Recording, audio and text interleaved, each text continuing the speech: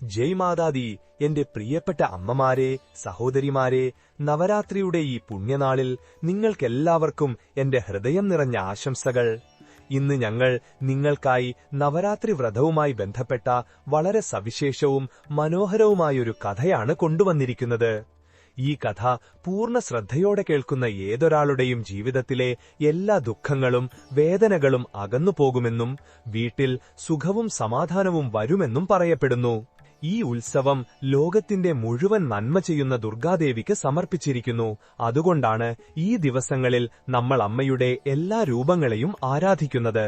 ഈ 9 ദിവസങ്ങളിൽ വ്രതമനുഷ്ഠിക്കുന്നവരുടെ എല്ലാ പാപങ്ങളും കഴുകിക്കളയപ്പെടുന്നു. ആരെങ്കിലും ഈ കഥ ഒരു തവണയെങ്കിലും യഥാർത്ഥ ഹൃദയത്തോടെ കേട്ടാൽ അവരുടെ ആയിരക്കണക്കിന് ദുഷ്കർമ്മങ്ങളുടെ ഫലം ഇല്ലാതാകുമെന്ന് വിശ്വസിക്കപ്പെടുന്നു. അമ്മയുടെ കാരുണ്യത്താൽ അവരുടെ വീട്ടിൽ ഒരിക്കലും ധനത്തിനും ധാന്യത്തിനും കുറവുണ്ടാകില്ല. അവർക്ക് സന്താന സൗഭാഗ്യവും ലഭിക്കും. അപ്പോൾ ഒട്ടും വൈകാതെ നമുക്ക് ഈ മനോഹരമായ കഥ ആരംഭിക്കാം. ഒരുപാട് കാലം മുൻപുള്ള കാര്യമാണ്. ഇന്ന് വലിയ കെട്ടിടങ്ങളും തിരക്കേറിയ ജീവിതവുമുള്ള ഇന്ത്യയുടെ പുണ്യഭൂമിയിൽ അന്ന് ഇടതൂർന്ന വനങ്ങളും ശാന്തമായ ഗ്രാമങ്ങളും ശുദ്ധമായ നദികളും ഒഴുകിയിരുന്നു. ആ ദിവസങ്ങളിൽ വിന്ധ്യാചല പർവ്വതത്തിന്റെ താഴ്വരയിൽ ശക്തിപൂർ എന്നൊരു ചെറിയ രാജ്യം സ്ഥിതി ചെയ്തിരുന്നു. അതിന്റെ തേരുപോലെ തന്നെയായിരുന്നു അവിടത്തെ അന്തരീക്ഷവും. അവിടത്തെ ജനങ്ങൾ ആദിശക്തിയുടെ പരമഭക്തരായിരുന്നു. രാജ്യത്തിന്റെ നടുവിലായി ഒരു ഉയർന്ന കുന്നിൻ മുകളിൽ ദുർഗാദേവിയുടെ പുരാതനവും ഗംഭീരവുമായൊരു ക്ഷേത്രമുണ്ടായിരുന്നു. അത് ആ പ്രദേശത്തിന്റെ മുഴുവൻ വിശ്വാസ കേന്ദ്രമായിരുന്നു. എല്ലാ പ്രഭാതത്തിലും സന്ധ്യയിലും ക്ഷേത്രത്തിലെ മണികളുടെയും ശംഖുകളുടെയും ശബ്ദം കൊണ്ട് അന്തരീക്ഷം മുഴുവൻ പവിത്രമായി തീർന്നു. ശക്തിപൂരിലെ രാജാവായിരുന്നു വീരഭദ്രസിംഹൻ. അദ്ദേഹം എത്രത്തോളം വീരനും പരാക്രമിയുമായിരുന്നോ അത്ര തന്നെ ധർമ്മിഷ്ഠനും നീതിമാനുമായിരുന്നു. അദ്ദേഹത്തിന്റെ ഭാര്യ പത്മാവതി റാണി വാത്സല്യത്തിന്റെയും കാരുണ്യത്തിന്റെയും മൂർത്തിമദ്ഭാവമായിരുന്നു. അവരുടെ രാജ്യത്ത് പ്രജകൾ വളരെ സന്തോഷത്തോടെയും സമൃദ്ധിയോടെയും ജീവിച്ചു. ആർക്കും ഒരു തരത്തിലുള്ള കഷ്ടപ്പാടുകളും ഉണ്ടായിരുന്നില്ല. രാജാവും റാണിയും തങ്ങളുടെ പ്രജകളെ സ്വന്തം മക്കളെപ്പോലെയാണ് കണ്ടിരുന്നത്. അവരുടെ ഓരോ ചെറിയ ആവശ്യങ്ങളിലും അവർ ശ്രദ്ധിച്ചിരുന്നു. അവർക്ക് ഒരേയൊരു ദുഃഖമേ ഉണ്ടായിരുന്നുള്ളൂ. വിവാഹം കഴിഞ്ഞ് വർഷങ്ങൾ പലത് കഴിഞ്ഞിട്ടും അവർക്ക് സന്താനങ്ങൾ ഉണ്ടായിരുന്നില്ല. അവർ നിരവധി യജ്ഞങ്ങളും അനുഷ്ഠാനങ്ങളും ദാനധർമ്മങ്ങളും നടത്തി. പക്ഷേ അവരുടെ മടിത്തട്ട് ശൂന്യമായി തുടർന്നു. അവർ രാജ്യത്തെ വലിയ വൈദ്യന്മാരിൽ നിന്നും ചികിത്സ തേടി. പ്രഗത്ഭരായ ജ്യോതിഷികളെ കൊണ്ട് ജാതകം പരിശോധിപ്പിച്ചു. എണ്ണമറ്റ ക്ഷേത്രങ്ങളിൽ നേർച്ചകൾ നേർന്നു. പക്ഷേ ഒരു ഫലവുമുണ്ടായില്ല. രാജകൊട്ടാരത്തിലെ വിശാലമായ മുറ്റത്ത് കുട്ടികളുടെ കളിച്ചിരികൾ കേൾക്കാൻ അവരുടെ കാതുകൾ കൊതിച്ചു. അവർ മിക്കപ്പോഴും ദുർഗാദേവിയുടെ ക്ഷേത്രത്തിൽ പോയി മണിക്കൂറുകളോളം പ്രാർത്ഥിക്കുമായിരുന്നു. അമ്മേ, അങ്ങ് ഞങ്ങൾക്ക് എല്ലാം തന്നു. ധനം, പ്രതാപം, ബഹുമാനം, പ്രജകളുടെ സ്നേഹം എല്ലാം ഞങ്ങളുടെ പക്കലുണ്ട്. പക്ഷേ ഒരു കുഞ്ഞിനെ മാത്രം തന്നില്ല. ഞങ്ങളുടെ വംശം മുന്നോട്ടു കൊണ്ടുപോകാനും ഈ രാജ്യത്തെ പ്രജകളെ പരിപാലിക്കാനും കഴിവുള്ള ഒരു കുഞ്ഞിനെ ഞങ്ങൾക്ക് നൽകണമേ. കാലം കടന്നുപോയി. ഒരു ദിവസം ഗുരു ഗോരഖ്നാഥ് എന്ന പേരുള്ള ഒരു മഹാനായ സിദ്ധയോഗി രാജ്യത്തെത്തി. അദ്ദേഹത്തിന്റെ പ്രശസ്തി ദൂരദിക്കുകളിൽ വരെ പരന്നിരുന്നു. അദ്ദേഹത്തിന്റെ പക്കൽ എല്ലാ പ്രശ്നങ്ങൾക്കും പരിഹാരമുണ്ടെന്നും അദ്ദേഹത്തിന്റെ അനുഗ്രഹം കൊണ്ട് അസാധ്യമായതും സാധ്യമാകുമെന്നും ആളുകൾ പറയുമായിരുന്നു. വീരഭദ്ര രാജാവും പത്മാവതി റാണിയും വലിയ പ്രതീക്ഷയോടെ അദ്ദേഹത്തെ കാണാൻ പോയി. അവർ യോഗിവര്യവെ പ്രണമിക്കുകയും തങ്ങളുടെ ദുഃഖം അറിയിക്കുകയും ചെയ്തു. ഗുരു ഗോരഖ്നാഥ് കണ്ണുകളടച്ച് അല്പനേരം ധ്യാനിച്ചു.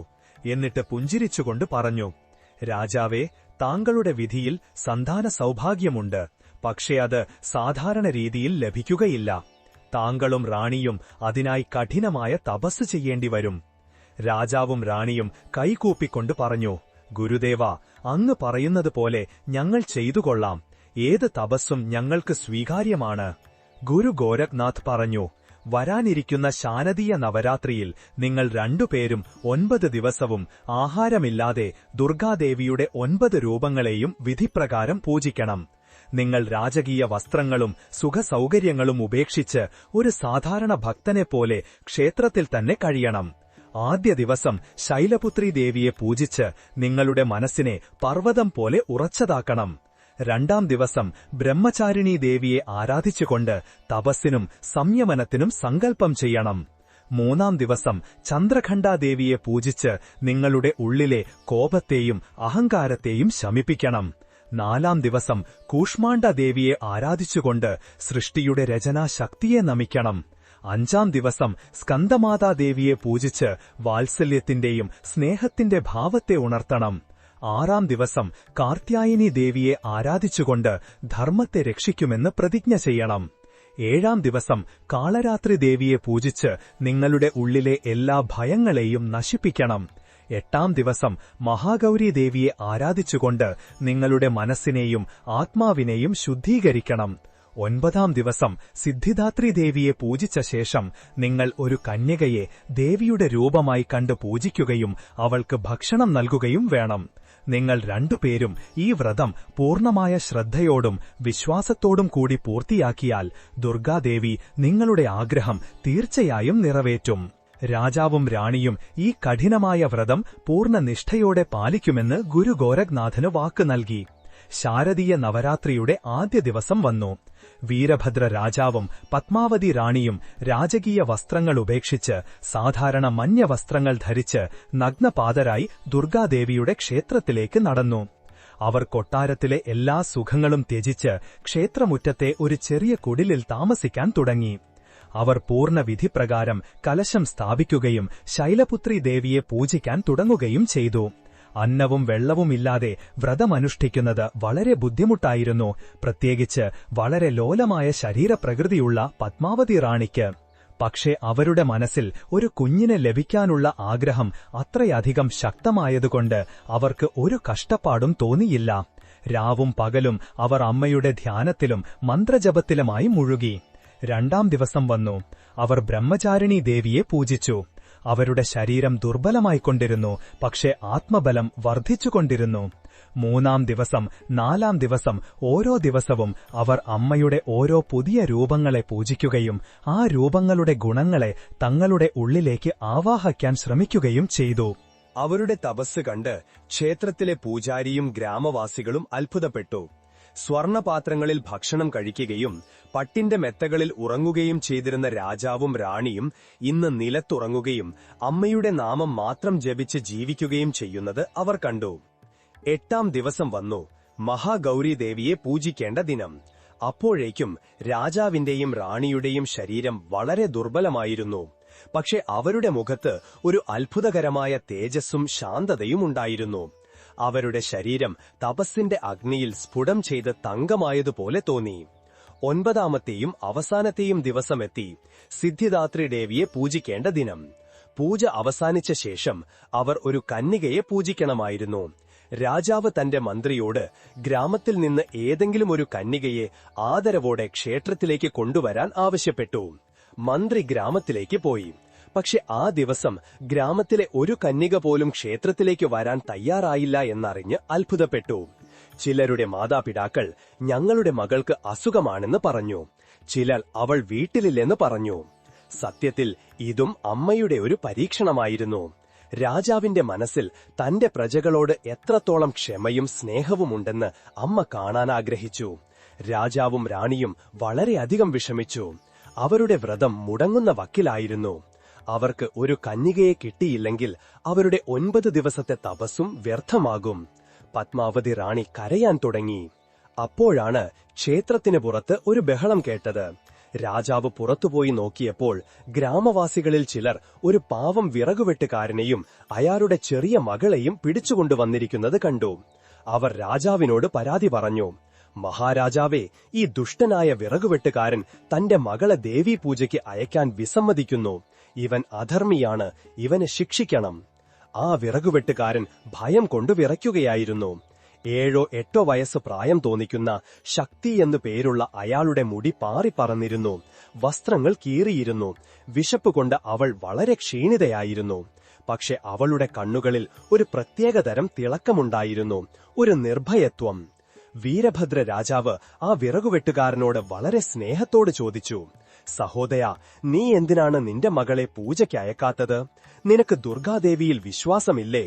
വിറകുവെട്ടുകാരൻ കൈകൂപ്പിക്കൊണ്ട് പറഞ്ഞു, മഹാരാജാവേ, എന്റെ പേര് ഭോലു എന്നാണ്. ഞാൻ അമ്മയുടെ വലിയൊരു ഭക്തനാണ്. പക്ഷേ എന്റെ മകൾ ഇന്നലെ മുതൽ പട്ടിണിയിലാണ്. ഞാൻ അവൾക്ക് വേണ്ടി കാട്ടിൽ നിന്ന് കുറച്ച് കിഴങ്ങുകൾ പറിക്കാൻ പോയിരുന്നു. പക്ഷെ എനിക്കൊന്നും കിട്ടിയില്ല. അവൾക്ക് നടക്കാൻ പോലും വയ്യാത്തത്ര ക്ഷീണമുണ്ട്. വിശക്കുന്ന വയറുമായി ഞാൻ എങ്ങനെ അവളെ പൂജയ്ക്കയക്കും? ആദ്യം അവൾക്ക് എന്തെങ്കിലും കഴിക്കാൻ കിട്ടട്ടെ, എന്നിട്ട് അവൾ സന്തോഷത്തോടെ അമ്മയുടെ പൂജയിൽ പങ്കെടുക്കും. ഇതുകേട്ട് വീരഭദ്ര രാജാവിന്റെ കണ്ണുകൾ നിറഞ്ഞു. അദ്ദേഹത്തിന് തന്റെ തെറ്റു മനസ്സിലായി. അദ്ദേഹം ചിന്തിച്ചു, ഞാൻ എങ്ങനെയുള്ള രാജാവാണ്? എന്റെ കുഞ്ഞിനു വേണ്ടി ഞാൻ ഇത്ര വലിയ വ്രതവും തപസ്സും ചെയ്യുന്നു. പക്ഷേ എന്റെ പ്രജകളിലൊരു കുഞ്ഞ് വിശന്നിരിക്കുന്നു എന്നത് ഞാൻ അറിഞ്ഞതുപോലുമില്ല. എന്റെ ഈ വ്രതവും പൂജയുമെല്ലാം വ്യർത്ഥമാണ്. അദ്ദേഹത്തിന് ഗുരു ഗോരഖ്നാഥിന്റെ വാക്കുകൾ ഓർമ്മ വന്നു. യഥാർത്ഥ പൂജ എന്നത് കേവലം കർമ്മങ്ങൾ മാത്രമല്ല, ഓരോ ജീവിയിലും ഈശ്വരനെ കാണുകയും അവരെ സേവിക്കുകയുമാണ്. രാജാവ് ഉടൻ തന്നെ തന്റെ മന്ത്രിയോട് കൊട്ടാരത്തിലെ എല്ലാ ധാന്യപ്പുരകളും തുറന്നുകൊടുക്കാനും ഇനി മുതൽ രാജ്യത്ത് ആരും വിശന്നിരിക്കരുതെന്ന് വിളംബരം ചെയ്യാനും ആജ്ഞാപിച്ചു. അദ്ദേഹം ഭോലുവിനോട് ക്ഷമ ചോദിക്കുകയും അയാളുടെ മകൾ ശക്തിയെ മടിയിലിരുത്തുകയും ചെയ്തു. അദ്ദേഹം ശക്തിയോട് പറഞ്ഞു, മോളെ, ഇന്ന് നീയാണ് ദേവിയുടെ രൂപം. നീ എന്ത് ചോദിച്ചാലും നിനക്ക് ലഭിക്കും. ശക്തി വളരെ നിഷ്കളങ്കമായി രാജാവിന്റെ കണ്ണുകളിലേക്ക് നോക്കി പറഞ്ഞു, രാജാവേ, എനിക്കൊന്നും വേണ്ട. എന്റെ അച്ഛനും ഗ്രാമത്തിലെ എല്ലാ കുട്ടികൾക്കും വയറു നിറയെ ആഹാരം കൊടുത്താൽ മതി. ആ ചെറിയ കുഞ്ഞിന്റെ വായിൽ നിന്ന് ഇത്ര വലിയതും നിസ്വാർത്ഥവുമായ വാക്കുകേട്ട് രാജാവിന്റെയും റാണിയുടെയും ഹൃദയം നിറഞ്ഞു. അവർ ശക്തിയെ ദേവിയുടെ പീഠത്തിലിരുത്തി. പത്മാവതി റാണി അവളെ സ്വന്തം കൈകൊണ്ട് കുളിപ്പിച്ചു, പുതിയ വസ്ത്രങ്ങൾ ധരിപ്പിച്ചു, അവളെ അലങ്കരിച്ചു. എന്നിട്ട് രാജാവും റാണിയും അവളുടെ പാദങ്ങൾ കഴുകി ആരതിയൊഴിഞ്ഞ് സ്വന്തം കൈകൊണ്ട് ഭക്ഷണം കോരിക്കൊടുത്തു. ശക്തി ആദ്യത്തെ ഉരുള കഴിച്ചതും ഒരത്ഭുതം സംഭവിച്ചു. ക്ഷേത്രത്തിലെ അന്തരീക്ഷം ഒരു ദിവ്യപ്രകാശത്താൽ നിറഞ്ഞു. മണികൾ തനിയെ മുഴങ്ങാൻ തുടങ്ങി, ശംഖുരി മുഴങ്ങി. ആ പ്രകാശത്തിൽ നിന്ന് ദുർഗാദേവി സിംഹപുരത്തേറി പ്രത്യക്ഷപ്പെട്ടു. അമ്മയുടെ രൂപം അത്യധികം ഗംഭീരവും തേജോമയവുമായിരുന്നു. 8 കൈകളിൽ വിവിധതരം ആയുധങ്ങളുണ്ടായിരുന്നു. അമ്മയുടെ മുഖം കോടിക്കണക്കിന് സൂര്യന്മാരെ പോലെ തിളങ്ങുന്നുണ്ടായിരുന്നു. വീരഭദ്ര രാജാവും പത്മാവതി റാണിയും അമ്മയുടെ പാദങ്ങളിൽ വീണു. അമ്മ പുഞ്ചിരിച്ചുകൊണ്ട് പറഞ്ഞു, എഴുന്നേൽക്കൂ വീരഭദ്ര, എഴുന്നേൽക്കൂ പത്മാവതി. ഞാൻ നിങ്ങളുടെ തപസ്സിലും സേവന മനോഭാവത്തിലും വളരെയധികം സന്തുഷ്ടയാണ്. നിങ്ങൾ ആഹാരമില്ലാതെ എന്റെ വ്രതമനുഷ്ഠിക്കുക മാത്രമല്ല, വിശന്നിരുന്ന ഒരു കുട്ടിയിൽ എന്റെ രൂപം കണ്ട് അവളെ സേവിക്കുകയും ചെയ്തു. നിങ്ങൾ ഇന്ന് നവരാത്രിയുടെ യഥാർത്ഥ അർത്ഥം മനസ്സിലാക്കിയിരിക്കുന്നു. യഥാർത്ഥ പൂജയെന്നാൽ വിശക്കുന്നവന് അന്നം നൽകുന്നതും ദാഹിക്കുന്നവന് വെള്ളം കൊടുക്കുന്നതും ദുഃഖിതരെ സേവിക്കുന്നതുമാണ്. അമ്മ തുടർന്നു പറഞ്ഞു, നിങ്ങളൊരു കുഞ്ഞിനു വേണ്ടി ആഗ്രഹിച്ചു. നിങ്ങളുടെ മുന്നിലിരിക്കുന്ന ഈ കുഞ്ഞ് ഒരു സാധാരണ പെൺകുട്ടിയല്ല. ഇത് എന്റെ തന്നെ അംശമാണ്. ഇന്നു മുതൽ ഇവൾ നിങ്ങളുടെ മകളാണ്. ഇവളുടെ പേര് ശക്തി എന്നാണ്. ഇവൾ പേരുപോലെ തന്നെ ശക്തിയുടെയും ധൈര്യത്തിന്റെയും പ്രതീകമായിരിക്കും. ഇവൾ നിങ്ങളുടെ വംശത്തിന് കീർത്തി കൊണ്ടുവരികയും ദുഷ്ടന്മാരെ സംഹരിക്കുകയും ചെയ്യും. ഇത്രയും പറഞ്ഞ് ദുർഗാദേവി അപ്രത്യക്ഷയായി. രാജാവിന്റെയും റാണിയുടെയും സന്തോഷത്തിന് അതിരുകളുണ്ടായിരുന്നില്ല. അവർ ശക്തിയെ കെട്ടിപ്പിടിച്ചു. ഭോലുവും ഈ അത്ഭുതം കണ്ട് സ്തബ്ധനായി നിന്നു. രാജാവ് ഭോലുവിന് തന്റെ സഭയിൽ മാന്യമായ ഒരു പദവി നൽകുകയും അദ്ദേഹത്തെ തന്റെ ബന്ധുവാക്കുകയും ചെയ്തു. ശക്തി രാജകുമാരി കൊട്ടാരത്തിൽ വളരാൻ തുടങ്ങി. അവൾ എത്രത്തോളം സുന്ദരിയായിരുന്നോ അതിലേറെ ഗുണവതിയും ബുദ്ധിമതിയും ധൈര്യശാലിയുമായിരുന്നു. അവൾ ചെറിയ പ്രായത്തിൽ തന്നെ ശാസ്ത്രവും ശസ്ത്രവും പഠിച്ചു. അവളുടെ വാൾപയറ്റും കുതിരസവാരിയും കണ്ട് വലിയ യോദ്ധാക്കൾ പോലും അത്ഭുതപ്പെട്ടു. പക്ഷെ അതോടൊപ്പം അവളുടെ ഹൃദയം വളരെ ലോലവും ദയാപൂർണവുമായിരുന്നു. അവൾ എപ്പോഴും പാവപ്പെട്ടവരെയും ആവശ്യക്കാരെയും സഹായിച്ചിരുന്നു. രാജ്യത്തെ പ്രജകളെല്ലാം അവളെ ഒരു ദേവിയെപ്പോലെ സ്നേഹിച്ചു. അങ്ങനെ 15 വർഷങ്ങൾ കടന്നുപോയി. ശക്തി ഇപ്പോൾ സുന്ദരിയും തേജസ്വിയുമായ ഒരു യുവതിയായി മാറിയിരുന്നു. വീരഭദ്ര രാജാവിന് പ്രായമാവുകയും രാജഭാരത്തിന്റെ ഭൂരിഭാഗവും ശക്തി തന്നെ നോക്കി നടത്തുകയും ചെയ്തു. എല്ലാം വളരെ ശാന്തമായും സന്തോഷത്തോടെയും മുന്നോട്ടു പോവുകയായിരുന്നു. പക്ഷെ ഒരുപക്ഷേ വിധിക്ക് മറ്റെന്തോ ആയിരുന്നു സമ്മതം. ആ സമയത്ത് ഭൂമിയിൽ മഹിഷാസുരൻ എന്നു പേരുള്ള ക്രൂരനും ശക്തനുമായ ഒരു അസുരന്റെ ഭീകരത പടർന്നിരുന്നു. ഒരു ദേവന്റെയോ ദാനവന്റെയോ യക്ഷന്റെയോ ഗന്ധർവന്റെയോ പുരുഷന്റെയോ കൈകളാൽ തനിക്ക് മരണം സംഭവിക്കരുതെന്ന് മഹിഷാസുരൻ ബ്രഹ്മാവിൽ നിന്ന് വരം നേടിയിരുന്നു. ഈ വരത്തിന്റെ ലഹരിയിൽ അവൻ അഹങ്കാരിയായി മാറുകയും 3 ലോകങ്ങളിലും നാശം വിതയ്ക്കുകയും ചെയ്തു. അവൻ ഇന്ദ്രന്റെ സിംഹാസനം തട്ടിയെടുത്തു എല്ലാ ദേവന്മാരെയും സ്വർഗ്ഗത്തിൽ നിന്ന് ഓടിച്ചു. ഇപ്പോൾ അവന്റെ ദുഷ്ടദൃഷ്ടി ഭൂമിയിൽ പതിഞ്ഞു. അവൻ തന്റെ വലിയ സൈന്യവുമായി ഭൂമിയിലെ രാജ്യങ്ങളെ ചവിട്ടിമെതിച്ചുകൊണ്ട് മുന്നേറി. ഏത് രാജാവാണോ അവന്റെ ആധിപത്യം അംഗീകരിക്കാത്തത് അവനെ കൊല്ലുകയും അവന്റെ രാജ്യം നശിപ്പിക്കുകയും ചെയ്യുമായിരുന്നു. ഒരു ദിവസം അവന്റെ ദൂതന്മാർ വീരഭദ്ര രാജാവിന്റെ സദസ്സിലെത്തി. ദൂതൻ അഹങ്കാരത്തോടെ പറഞ്ഞു, വീരഭദ്ര രാജാവേ, ഞങ്ങളുടെ സ്വാമിയായ 3 ലോകങ്ങളെയും ജയിച്ച അസുര സമ്രാട്ട് മഹിഷാസുരൻ ആജ്ഞാപിക്കുന്നു, നിങ്ങൾ ഉടൻ തന്നെ അദ്ദേഹത്തിന്റെ ആധിപത്യം അംഗീകരിക്കുകയും നിങ്ങളുടെ മകളായ ശക്തി രാജകുമാരിയെ അദ്ദേഹത്തിന് വിവാഹം കഴിപ്പിച്ചു കൊടുക്കുകയും ചെയ്യണം. നിങ്ങൾ അങ്ങനെ ചെയ്തില്ലെങ്കിൽ നിങ്ങൾക്ക് മുൻപുള്ള രാജാക്കന്മാർക്ക് സംഭവിച്ച അതേ ദുർഗതി നിങ്ങൾക്കും നിങ്ങളുടെ രാജ്യത്തിനും സംഭവിക്കും. ഈ അപമാനകരമായ ആവശ്യം കേട്ട് സദസ്സ് മുഴുവൻ കോപം കൊണ്ട് ജ്വലിച്ചു. വീരഭദ്ര രാജാവ് ഗർജിച്ചുകൊണ്ട് പറഞ്ഞു, പോയി നിങ്ങളുടെ അധർമ്മിയായ സ്വാമിയോട് പറയൂ, ശക്തിപൂരിലെ രാജാവ് മരിക്കാൻ തയ്യാറാണ്, പക്ഷെ ഒരു അസുരന്റെ മുന്നിൽ തലകുനിക്കുകയില്ല. എന്റെ മകളുടെ കാര്യമാണെങ്കിൽ അവളെപ്പോലുള്ള പാപികളുടെ നിഴൽ പോലും അവളിൽ പതിയില്ല. ഇതു കേട്ട് ദൂതന്മാർ തിരിച്ചുപോയി മഹിഷാസുരനോട് എല്ലാ വിവരങ്ങളും പറഞ്ഞു. തന്റെ അപമാനം കേട്ട് മഹിഷാസുരൻ കോപം കൊണ്ട് ഭ്രാന്തനായി. അവൻ തന്റെ മുഴുവൻ സൈന്യത്തോടും ശക്തിപൂരിനെ ആക്രമിക്കാൻ ആജ്ഞാപിച്ചു. താമസിയാതെ മഹിഷാസുരന്റെ എണ്ണമറ്റ സൈന്യം ശക്തിപൂരിനെ 4 പാടുനിന്നും വളഞ്ഞു. അവന്റെ സൈന്യത്തിൽ രൂപം മാറാനും മായായുദ്ധം ചെയ്യാനും കഴിവുള്ള ഭീകരന്മാരായ അസുരന്മാരുണ്ടായിരുന്നു. വീരഭദ്ര രാജാവും അദ്ദേഹത്തിന്റെ ധീരരായ സൈനികരും പൂർണ്ണ ശക്തിയോടെ അവരെ നേരിട്ടു. ദിവസങ്ങളോളം ഭീകരമായ യുദ്ധം നടന്നു. ശക്തിപൂരിലെ സൈനികർ വളരെ ധൈര്യത്തോടെ പോരാടി. പക്ഷേ മായാ സൈന്യത്തിന് മുന്നിൽ അവർക്ക് പിടിച്ചു നിൽക്കാനായില്ല. പതുക്കെ പതുക്കെ ശക്തിപൂരിലെ സൈന്യം ദുർബലമാകാൻ തുടങ്ങി. നിരവധി ധീര സൈനികർ കൊല്ലപ്പെട്ടു. വീരഭദ്ര രാജാവിനു തന്നെ യുദ്ധത്തിൽ ഗുരുതരമായി പരിക്കേറ്റു. രാജ്യത്ത് നിലവിളികൾ ഉയർന്നു. ഇനി ശക്തിപൂരിന്റെ അന്ത്യം ഉറപ്പാണെന്ന് തോന്നി. ആ പ്രതിസന്ധി ഘട്ടത്തിൽ ശക്തി രാജകുമാരി പരിക്കേറ്റ തന്റെ പിതാവിന്റെ അടുത്തേക്ക് വന്നു. അവളുടെ കയ്യിൽ തിളങ്ങുന്ന ഒരു വാളുണ്ടായിരുന്നു. അവളുടെ കണ്ണുകളിൽ അഗ്നി ജ്വലിക്കുന്നുണ്ടായിരുന്നു. അവൾ പിതാവിനോട് പറഞ്ഞു, അച്ഛാ, അങ്ങ് വിഷമിക്കരുത്. അങ്ങയുടെ ഈ മകൾ ജീവിച്ചിരിക്കുമ്പോൾ ആർക്കും ഈ രാജ്യത്തിന്റെ ഒരു രോമത്തിൽ പോലും തൊടാനാവില്ല. അങ്ങെന്നെ ആയുധവിദ്യ പഠിപ്പിച്ചു. ഇന്ന് ആ വിദ്യ ഉപയോഗിക്കാനുള്ള സമയമായിരിക്കുന്നു. എനിക്ക് അനുവാദം തരൂ. ഞാൻ യുദ്ധഭൂമിയിലേക്ക് പോയി ആ അധർമ്മിയായ അസുരനെ വധിക്കും. വീരഭദ്ര രാജാവ് തന്റെ മകളുടെ ഈ രൂപം കണ്ട് അത്ഭുതപ്പെട്ടു. അവൾ വീരയാണെന്ന് അദ്ദേഹത്തിനറിയാമായിരുന്നു. പക്ഷേ ഒരു സ്ത്രീയായി അവൾ ആ ഭീകരനായ അസുരനെ എങ്ങനെ നേരിടും? അദ്ദേഹം പറഞ്ഞു, വേണ്ട മോളെ, ഞാൻ നിന്നെ മരണത്തിന്റെ വായിലേക്ക് അയക്കില്ല. മഹിഷാസുരന് ഒരു പുരുഷനും തന്നെ കൊല്ലാൻ കഴിയില്ലെന്ന് വരമുണ്ട്. ശക്തി ദൃഢതയോടെ പറഞ്ഞു, അവന് ഒരു പുരുഷനും തന്നെ കൊല്ലാൻ കഴിയില്ലെന്നാണ് വരമച്ച. പക്ഷേ ഒരു സ്ത്രീയിൽ നിന്ന് അവൻ അങ്ങനെ ഒരു വരവും ലഭിച്ചിട്ടില്ല. ഈ യുദ്ധം ഇപ്പോൾ ഒരു രാജ്യത്തെ രക്ഷിക്കാൻ വേണ്ടി മാത്രമല്ല, മുഴുവൻ സ്ത്രീ സമൂഹത്തിന്റെയും അഭിമാനം രക്ഷിക്കാനുള്ള യുദ്ധമാണ്. എന്നെ അനുഗ്രഹിക്കൂ. ശക്തി രാജകുമാരിയുടെ ഈ തേജസ്സും ആത്മവിശ്വാസവും കണ്ട് രാജാവിന് മറുപടിയില്ലായിരുന്നു. അദ്ദേഹത്തിന് ദുർഗാദേവിയുടെ ആ വാക്കുകൾ ഓർമ്മ വന്നു. ഇവൾ എന്റെ തന്നെ അംശമാണ്. ഇവൾ ദുഷ്ടന്മാരെ സംഹരിക്കുമെന്ന്. അദ്ദേഹം മകളുടെ ശിരസിൽ കൈവച്ച് അവളെ അനുഗ്രഹിച്ചു.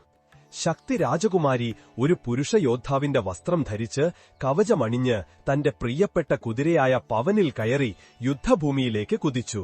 ശക്തിപൂരിലെ ശേഷിച്ച സൈന്യം തങ്ങളുടെ രാജകുമാരിയെ ഈ വീരരൂപത്തിൽ കണ്ടപ്പോൾ അവരുടെ ഉറങ്ങിക്കിടന്ന ധൈര്യം വീണ്ടും ഉണർന്നു. അവർ ഇരട്ടി ആവേശത്തോടെ ശക്തി രാജകുമാരിക്ക് ജയ് എന്ന് ആർത്തുവിളിച്ചുകൊണ്ട് അവളുടെ പിന്നാലെ പുറപ്പെട്ടു.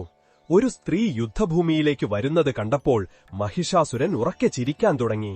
അവൻ പരിഹാസത്തോടെ പറഞ്ഞു, അയ്യോ നോക്കൂ, ഈ ചെറിയ കുട്ടി എന്നോട് യുദ്ധം ചെയ്യാൻ വന്നിരിക്കുന്നു. പോയി നിന്റെ പാവകളെ കൊണ്ട് കളിക്കൂ, ഇത് പുരുഷന്മാരുടെ ജോലിയാണ്. ശക്തി തന്റെ വാൾ ഊരിക്കൊണ്ട് ഗർജിച്ചു, അധർമ്മിയായ അസുര, നീ സ്ത്രീയെ ദുർബലയും നിസ്സഹായിയുമായി കരുതി തെറ്റു ചെയ്തു. ഒരു സ്ത്രീ തന്റെ അഭിമാനത്തിനും ധർമ്മത്തിനും വേണ്ടി ആയുധമെടുക്കുമ്പോൾ അവൾ ചണ്ഡിയുടെ രൂപം പ്രാപിക്കുമെന്ന് ഞാൻ ഇന്ന് നിനക്ക് കാണിച്ചു തരാം. ഇത്രയും പറഞ്ഞ് ശക്തി മഹിഷാസുരന്റെ സൈന്യത്തിനു നേരെ ഒരു മിന്നൽപ്പിണർ പോലെ പാഞ്ഞുചെന്നു. അവളുടെ വാൾ വീശിയപ്പോൾ അസുരന്മാരുടെ തലകൾ കാരറ്റും മുള്ളങ്കിയും പോലെ വെട്ടിവീഴുന്നുണ്ടായിരുന്നു. അവൾ യുദ്ധം ചെയ്യുന്നത് കണ്ടാൽ സാക്ഷാൽ മഹാകാളി രണാങ്കണത്തിലിറങ്ങിയതാണെന്ന് തോന്നും. മഹിഷാസുരൻ ഇത് കണ്ട് അത്ഭുതപ്പെട്ടു. അവൻ തന്റെ ഏറ്റവും ശക്തരായ സേനാപതിമാരായ ചിക്ഷുരനെയും ചാമരനെയും അയച്ചു. പക്ഷേ ശക്തി കണ്ണിമ വെട്ടുന്ന നേരം കൊണ്ട് അവരിരുവരെയും യമലോകത്തേക്ക് അയച്ചു. ഇപ്പോൾ മഹിഷാസുരന്റെ കോപവും അത്ഭുതവും അതിന്റെ പാരമ്യത്തിലെത്തി. ഇതൊരു സാധാരണ സ്ത്രീയല്ലെന്ന് അവന് മനസ്സിലായി. അവൻ സ്വയം ശക്തിയോട് യുദ്ധം ചെയ്യാൻ മുന്നോട്ടു വന്നു. മഹിഷാസുരൻ തന്റെ മായ ആയുധങ്ങൾ പ്രയോഗിക്കാൻ തുടങ്ങി. ചിലപ്പോൾ അവൻ അഗ്നി വർഷിച്ചു, ചിലപ്പോൾ കല്ലുകൾ വർഷിച്ചു. പക്ഷേ ശക്തി അവന്റെ ഓരോ ആക്രമണത്തെയും വിഫലമാക്കി. എന്നിട്ട് മഹിഷാസുരൻ തന്റെ ഏറ്റവും ഭീകരമായ മായ പ്രയോഗിച്ചു. അവൻ രൂപം മാറാൻ തുടങ്ങി. ചിലപ്പോൾ അവൻ ഒരു വലിയ ആനയുടെ രൂപം ധരിച്ച് ശക്തിയെ ചവിട്ടിമതിക്കാൻ ശ്രമിച്ചു. ചിലപ്പോൾ ഒരു ഭീകരനായ സിംഹമായി അവളുടെ മേൽ ചാടി വീണു. പക്ഷെ ശക്തി ഓരോ തവണയും അവന്റെ ആക്രമണത്തിൽ നിന്ന് രക്ഷപ്പെടുകയും തിരിച്ചടിക്കുകയും ചെയ്തു. ആകാശത്തുനിന്ന് ഈ യുദ്ധം കണ്ടുകൊണ്ടിരുന്ന എല്ലാ ദേവന്മാരും ആശങ്കാകുലരായി. ശക്തിക്ക് തനിച്ച് ഈ മായാവിയായ അസുരനെ നേരിടാൻ കഴിയില്ലെന്ന് അവർക്ക് തോന്നി. അവർ തങ്ങളുടെ ശക്തികളെല്ലാം ഒരുമിച്ചു ചേർത്ത് ശക്തിയുടെ നേർക്കയച്ചു. ബ്രഹ്മാവിന്റെ തേജസ്സുകൊണ്ട് ശക്തിയുടെ ശരീരം സ്വർണ്ണനിറമായി. ശങ്കരന്റെ ത്രിശൂലത്തിൽ നിന്ന് അവർക്കൊരു പുതിയ ത്രിശൂലം ലഭിച്ചു.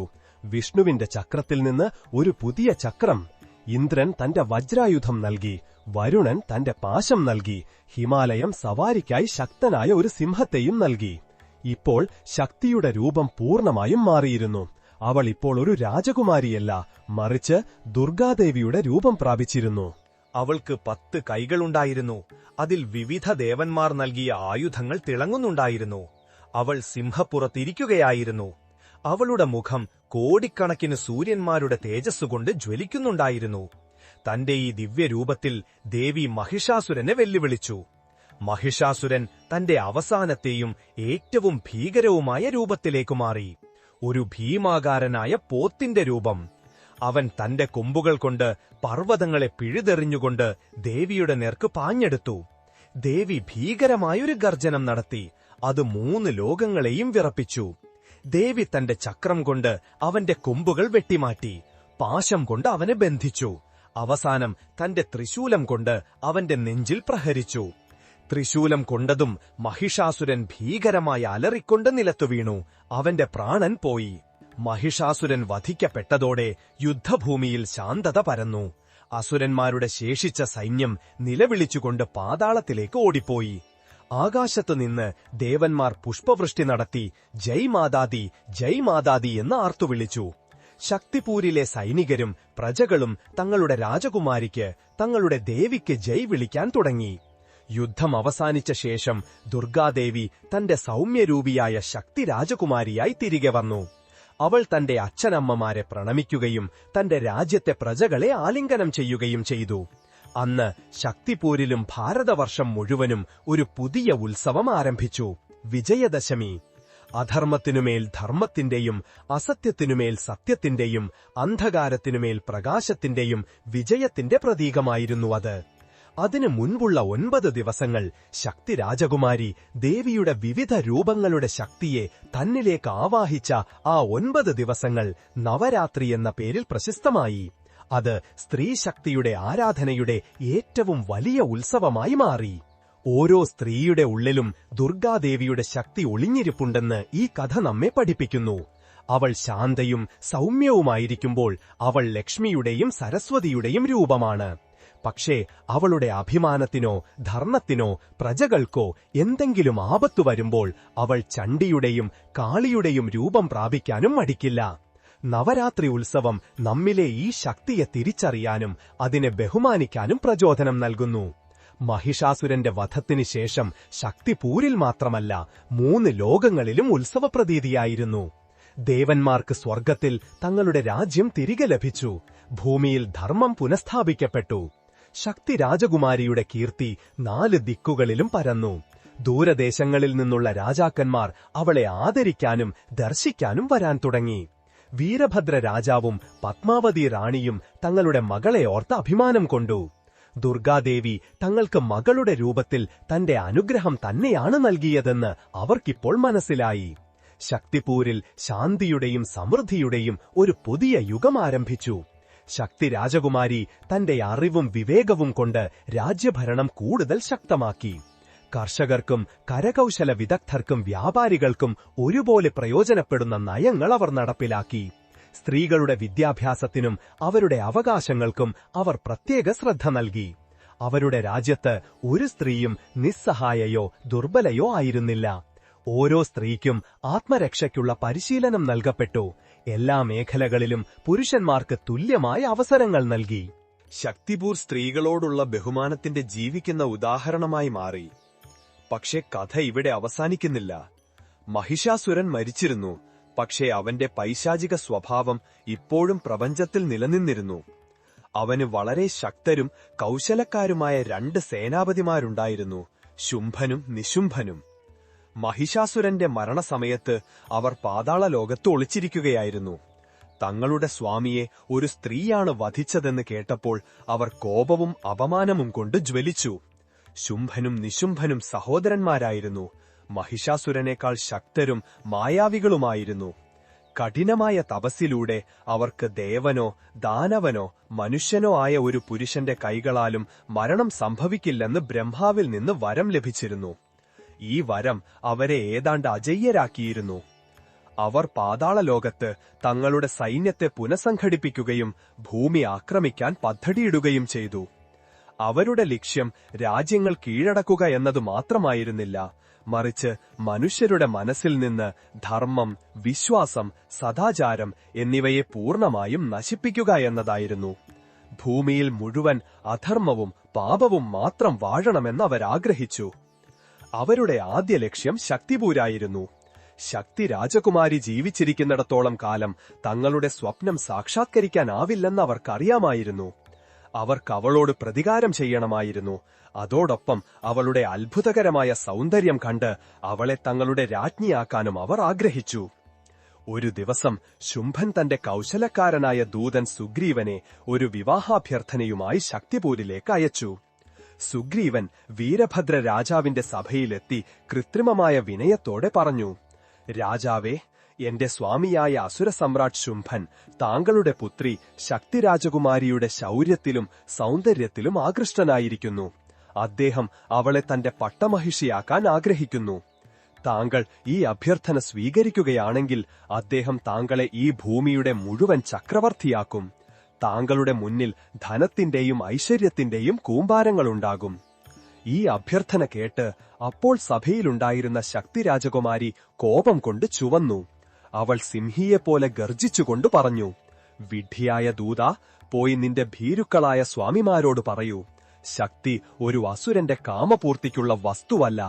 എന്നെ യുദ്ധത്തിൽ പരാജയപ്പെടുത്തി എന്റെ അഹങ്കാരം ശമിപ്പിക്കുന്നവനെ മാത്രമേ ഞാൻ വിവാഹം കഴിക്കുവെന്ന് ഞാൻ പ്രതിജ്ഞയെടുത്തിട്ടുണ്ട്.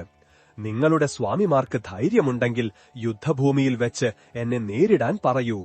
അതൊരു വെല്ലുവിളിയായിരുന്നു. സുഗ്രീവൻ അപമാനിതനായി മടങ്ങിപ്പോയി ശുംഭനോടും നിശുംഭനോടും എല്ലാം പറഞ്ഞു. ശക്തിയുടെ മറുപടി കേട്ട് അവരിരുവരും ചിരിച്ചു. ഈ ചെറിയ സ്ത്രീക്ക് തങ്ങളുടെ ശക്തിക്ക് മുന്നിൽ ഒരു നിമിഷം പോലും പിടിച്ചു നിൽക്കാനാവില്ലെന്നവർ കരുതി.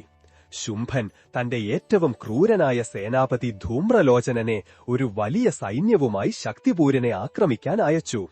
അവൻ ആജ്ഞാപിച്ചു, പോയി ആ അഹങ്കാരിയായ പെണ്ണിന്റെ മുടിയിൽ പിടിച്ചു വലിച്ച് എന്റെ മുന്നിൽ കൊണ്ടുവരൂ. ധൂമ്രലോചനന്റെ സൈന്യം വരുന്നതറിഞ്ഞപ്പോൾ ശക്തി യുദ്ധത്തിന് തയ്യാറായി. ഇത്തവണ അവൾ ആരുടെയും സഹായം തേടിയില്ല. ഈ യുദ്ധം തനിക്ക് തനിച്ചുതന്നെ പോരാടേണ്ടി വരുമെന്ന് അവൾക്കറിയാമായിരുന്നു. അവൾ തന്റെ കുടിലിൽ പോയി ദുർഗാദേവിയെ ധ്യാനിക്കാൻ തുടങ്ങി. അവൾ പ്രാർത്ഥിച്ചു, അമ്മേ, ഈ ദുഷ്ടന്മാരെ സംഹരിക്കാൻ എനിക്ക് ശക്തി തരൂ. അവൾ പ്രാർത്ഥിച്ചതും അവളുടെ ശരീരത്തിൽ നിന്നൊരു അത്ഭുതകരമായ തേജസ് പുറത്തുവരുകയും ഒരു ദേവിയുടെ രൂപം പ്രത്യക്ഷപ്പെടുകയും ചെയ്തു. ആ ദേവി അത്യധികം സൗമ്യയും സുന്ദരിയുമായിരുന്നു. അവളുടെ കയ്യിൽ ഒരു താമരപ്പൂവുണ്ടായിരുന്നു. അവൾ ഒരു സ്വർണ സിംഹാസനത്തിൽ ഇരിക്കുകയായിരുന്നു. ഇത് ശക്തിയുടെ ശരീരത്തിന്റെ കോശത്തിൽ നിന്ന് ഉത്ഭവിച്ച ദുർഗാദേവിയുടെ കൗശികീ രൂപമായിരുന്നു. കൗശികീ ദേവി ശക്തിയെ നോക്കി പുഞ്ചിരിച്ചുകൊണ്ട് പറഞ്ഞു, "മകണേ, നീ വിഷമിക്കേണ്ട. ഈ അസുരന്മാരെ സംഹരിക്കാൻ ഞാൻ തന്നെ ധാരാളമാണ്." ഇത്രയും പറഞ്ഞ് കൗശികീ ദേവി ഹിമാലയത്തിലെ ഒരു ഉയർന്ന കൊടുമുടിയിൽ പോയിരുന്നു. ധൂമ്രലോചനന്റെ സൈന്യം ആ അത്ഭുത സൗന്ദര്യമുള്ള ദേവിയെ തനിച്ചിരിക്കുന്നത് കണ്ടപ്പോൾ അവർ അവളുടെ അടുത്തേക്ക് നീങ്ങി. ധൂമ്രലോചൻ പറഞ്ഞു, "ഹേ സുന്ദരി, ഞങ്ങളുടെ സ്വാമിമാരായ ശുംഭനും നിശുംഭനും നിന്നെ വിളിക്കുന്നു. സ്വമേധയാ ഞങ്ങളുടെ കൂടെ വരൂ, അല്ലെങ്കിൽ ഞാൻ നിന്നെ ബലമായി കൊണ്ടുപോകും." ദേവി ഒരു കാരം മാത്രം മുഴക്കി. എന്ന ശബ്ദത്തിൽ നിന്നുണ്ടായ ശക്തികൊണ്ട് ധൂമ്രലോചനും അവന്റെ സൈന്യവും മുഴുവൻ കത്തിച്ചാമ്പലായി. ശുംഭനും നിശുംഭനും ഈ വാർത്ത കേട്ടപ്പോൾ അവർ അത്ഭുതപ്പെടുകയും കോപാകുലരാവുകയും ചെയ്തു. ഇനി അവർ തങ്ങളുടെ ഏറ്റവും മായാവികളായ 2 സേനാപതിമാരെ, ചണ്ഡനെയും മുണ്ടനെയും അയച്ചു.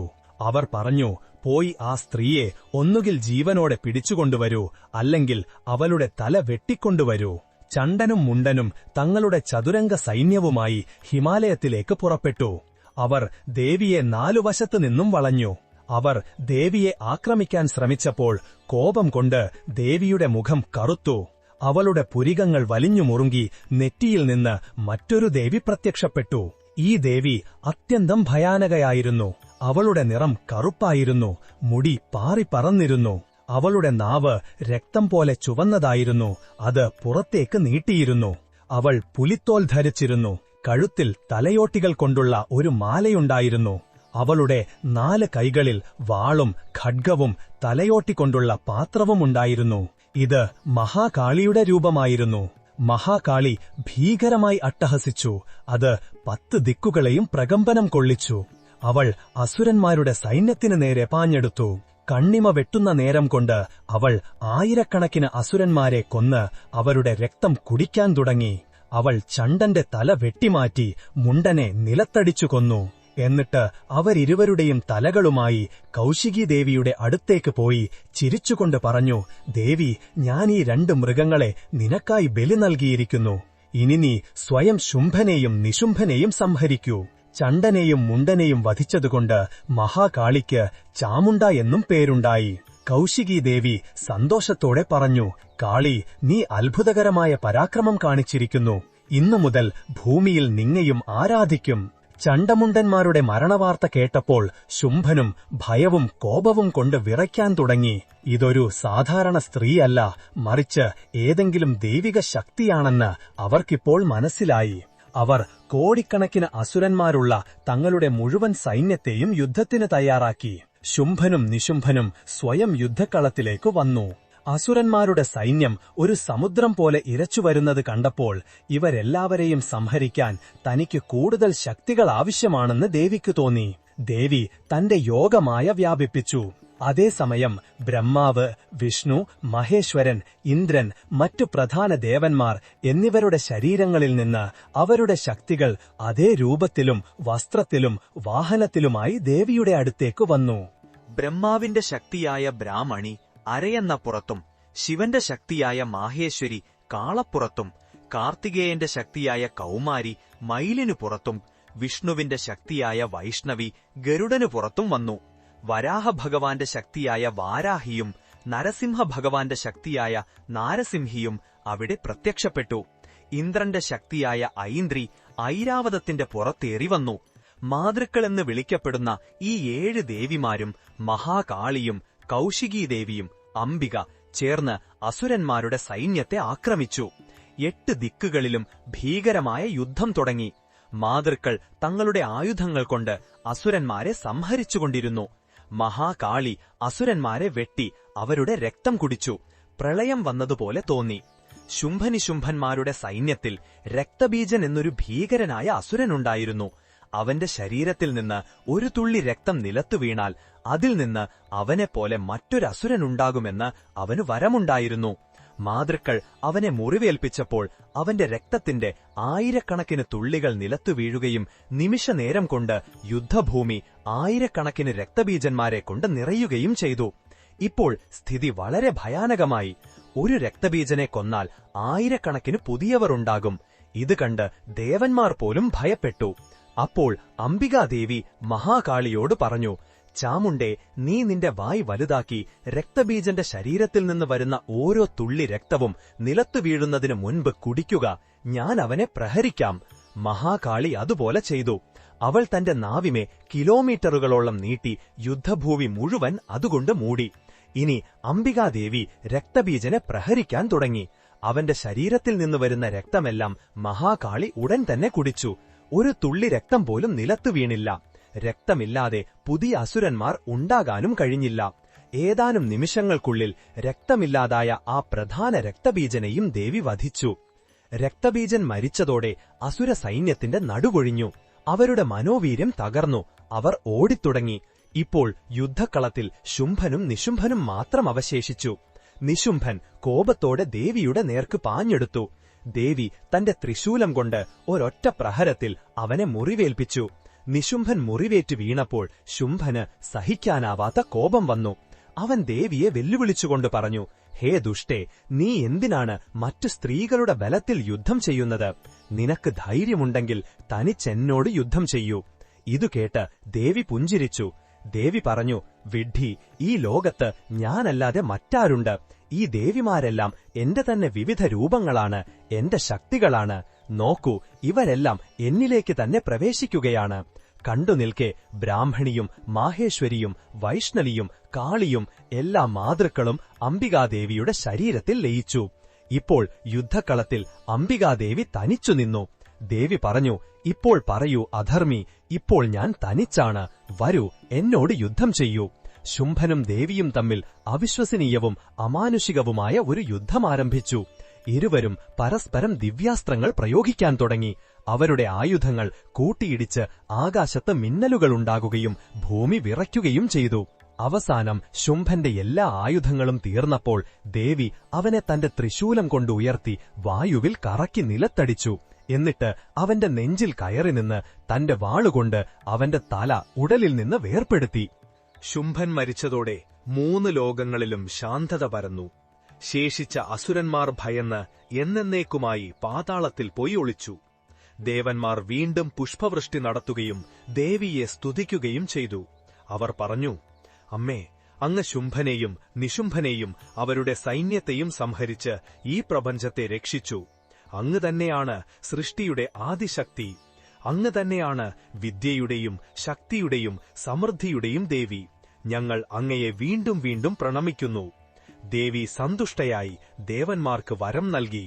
എപ്പോഴെല്ലാം ഭൂമിയിൽ ധർമ്മത്തിന് ഹാനിയുണ്ടാകുകയും അധർമ്മം വർദ്ധിക്കുകയും ചെയ്യുന്നുവോ, അപ്പോഴെല്ലാം ഞാൻ ഇതുപോലെ അവതരിച്ച് ദുഷ്ടന്മാരെ സംഹരിക്കും. ഏതൊരു ഭക്തനാണോ നവരാത്രിയിലെ ഈ 9 ദിവസങ്ങളിൽ എന്റെ ഈ കഥകൾ വായിക്കുകയോ കേൾക്കുകയോ ചെയ്യുന്നത്, അവരുടെ ജീവിതത്തിലെ എല്ലാ കഷ്ടപ്പാടുകളും അകന്നുപോകുകയും അവർക്ക് സുഖവും ശാന്തിയും സമൃദ്ധിയും ലഭിക്കുകയും ചെയ്യും. ഇത്രയും പറഞ്ഞ് ദേവി അപ്രത്യക്ഷയായി. ഹിമാലയത്തിലെ ഗുഹകളിൽ നിന്ന് ശക്തിപൂരി വരെ ഈ കഥ കാട്ടുതീ പോലെ പടർന്നു. മഹിഷാസുരന്റെ വധം ഒരു തുടക്കം മാത്രമായിരുന്നുവെന്ന് ജനങ്ങൾക്ക് മനസ്സിലായി. യഥാർത്ഥ ഭീകരന്മാരായ അസുരന്മാർ ശുംഭനും നിശുംഭനുമായിരുന്നു. അവർ മനുഷ്യന്റെ ഉള്ളിലൊളിഞ്ഞിരിക്കുന്ന കാമം, ക്രോധം, ലോഭം, മോഹം, അഹങ്കാരം എന്നിവയുടെ പ്രതീകങ്ങളായിരുന്നു. ദേവി തന്റെ വിവിധ രൂപങ്ങളിലൂടെ ഈ ആന്തരിക ശത്രുക്കളെ നശിപ്പിക്കാനുള്ള വഴിയാണ് കാണിച്ചു തന്നത്. ശക്തി രാജകുമാരി തന്റെ രാജ്യത്തേക്കു മടങ്ങിവന്നു. അവളെ ഒരു രാജകുമാരിയെപ്പോലെയല്ല, ജീവിക്കുന്ന ഒരു ദേവിയെപ്പോലെയാണ് ആളുകൾ സ്വാഗതം ചെയ്തത്. നവരാത്രിയുടെ യഥാർത്ഥ അർത്ഥം കേവലം ഉപവാസമോ ഗർഭകളിയോ അല്ലെന്ന് അവൾ തന്റെ ജനങ്ങളെ മനസ്സിലാക്കി. നവരാത്രിയുടെ യഥാർത്ഥ അർത്ഥം നമ്മുടെ ഉള്ളിലെ പൈശാചിക സ്വഭാവങ്ങളോട് പോരാടുകയും ദൈവിക ഗുണങ്ങളെ ഉണർത്തുകയുമാണ്. ആദ്യ ദിവസം ശൈലപുത്രി ദേവിയെപ്പോലെ നമ്മുടെ തീരുമാനങ്ങളിൽ ഉറച്ചു നിൽക്കുക. രണ്ടാം ദിവസം ബ്രഹ്മചാരിണി ദേവിയെപ്പോലെ തപസ്സും സംയമനവും പാലിക്കുക. മൂന്നാം ദിവസം ചന്ദ്രകണ്ഠാ ദേവിയെപ്പോലെ നമ്മുടെ മനസ്സിനെ ശാന്തവും മനോഹരവുമാക്കുക. നാലാം ദിവസം കൂഷ്മാണ്ഡാ ദേവിയെപ്പോലെ നമ്മുടെ സർഗാത്മക ഊർജം വർദ്ധിപ്പിക്കുക. അഞ്ചാം ദിവസം സ്കന്ദമാതാ ദേവിയെപ്പോലെ നമ്മുടെ ഹൃദയത്തിൽ നിസ്വാർത്ഥമായ സ്നേഹവും വാത്സല്യവും ഉണർത്തുക. ആറാം ദിവസം കാർത്യായനി ദേവിയെപ്പോലെ ധർമ്മത്തിനും ശക്തിക്കും വേണ്ടി പോരാടാൻ തയ്യാറാകുക. ഏഴാം ദിവസം കാളരാത്രി ദേവിയെപ്പോലെ നമ്മുടെ എല്ലാ ഭയങ്ങളെയും നശിപ്പിക്കുക. എട്ടാം ദിവസം മഹാഗൗരി ദേവിയെപ്പോലെ നമ്മുടെ ആത്മാവിനെ പൂർണ്ണമായും ശുദ്ധവും നിർമ്മലവുമാക്കുക. ഒൻപതാം ദിവസം സിദ്ധിദാത്രി ദേവിയെപ്പോലെ എല്ലാ സിദ്ധികളും ശക്തികളും ലഭിച്ചിട്ടും വിനയാൻവിതരായിരിക്കുക. ആ ശക്തി ലോകത്തിന്റെ നന്മയ്ക്കായി മാത്രം ഉപയോഗിക്കുക.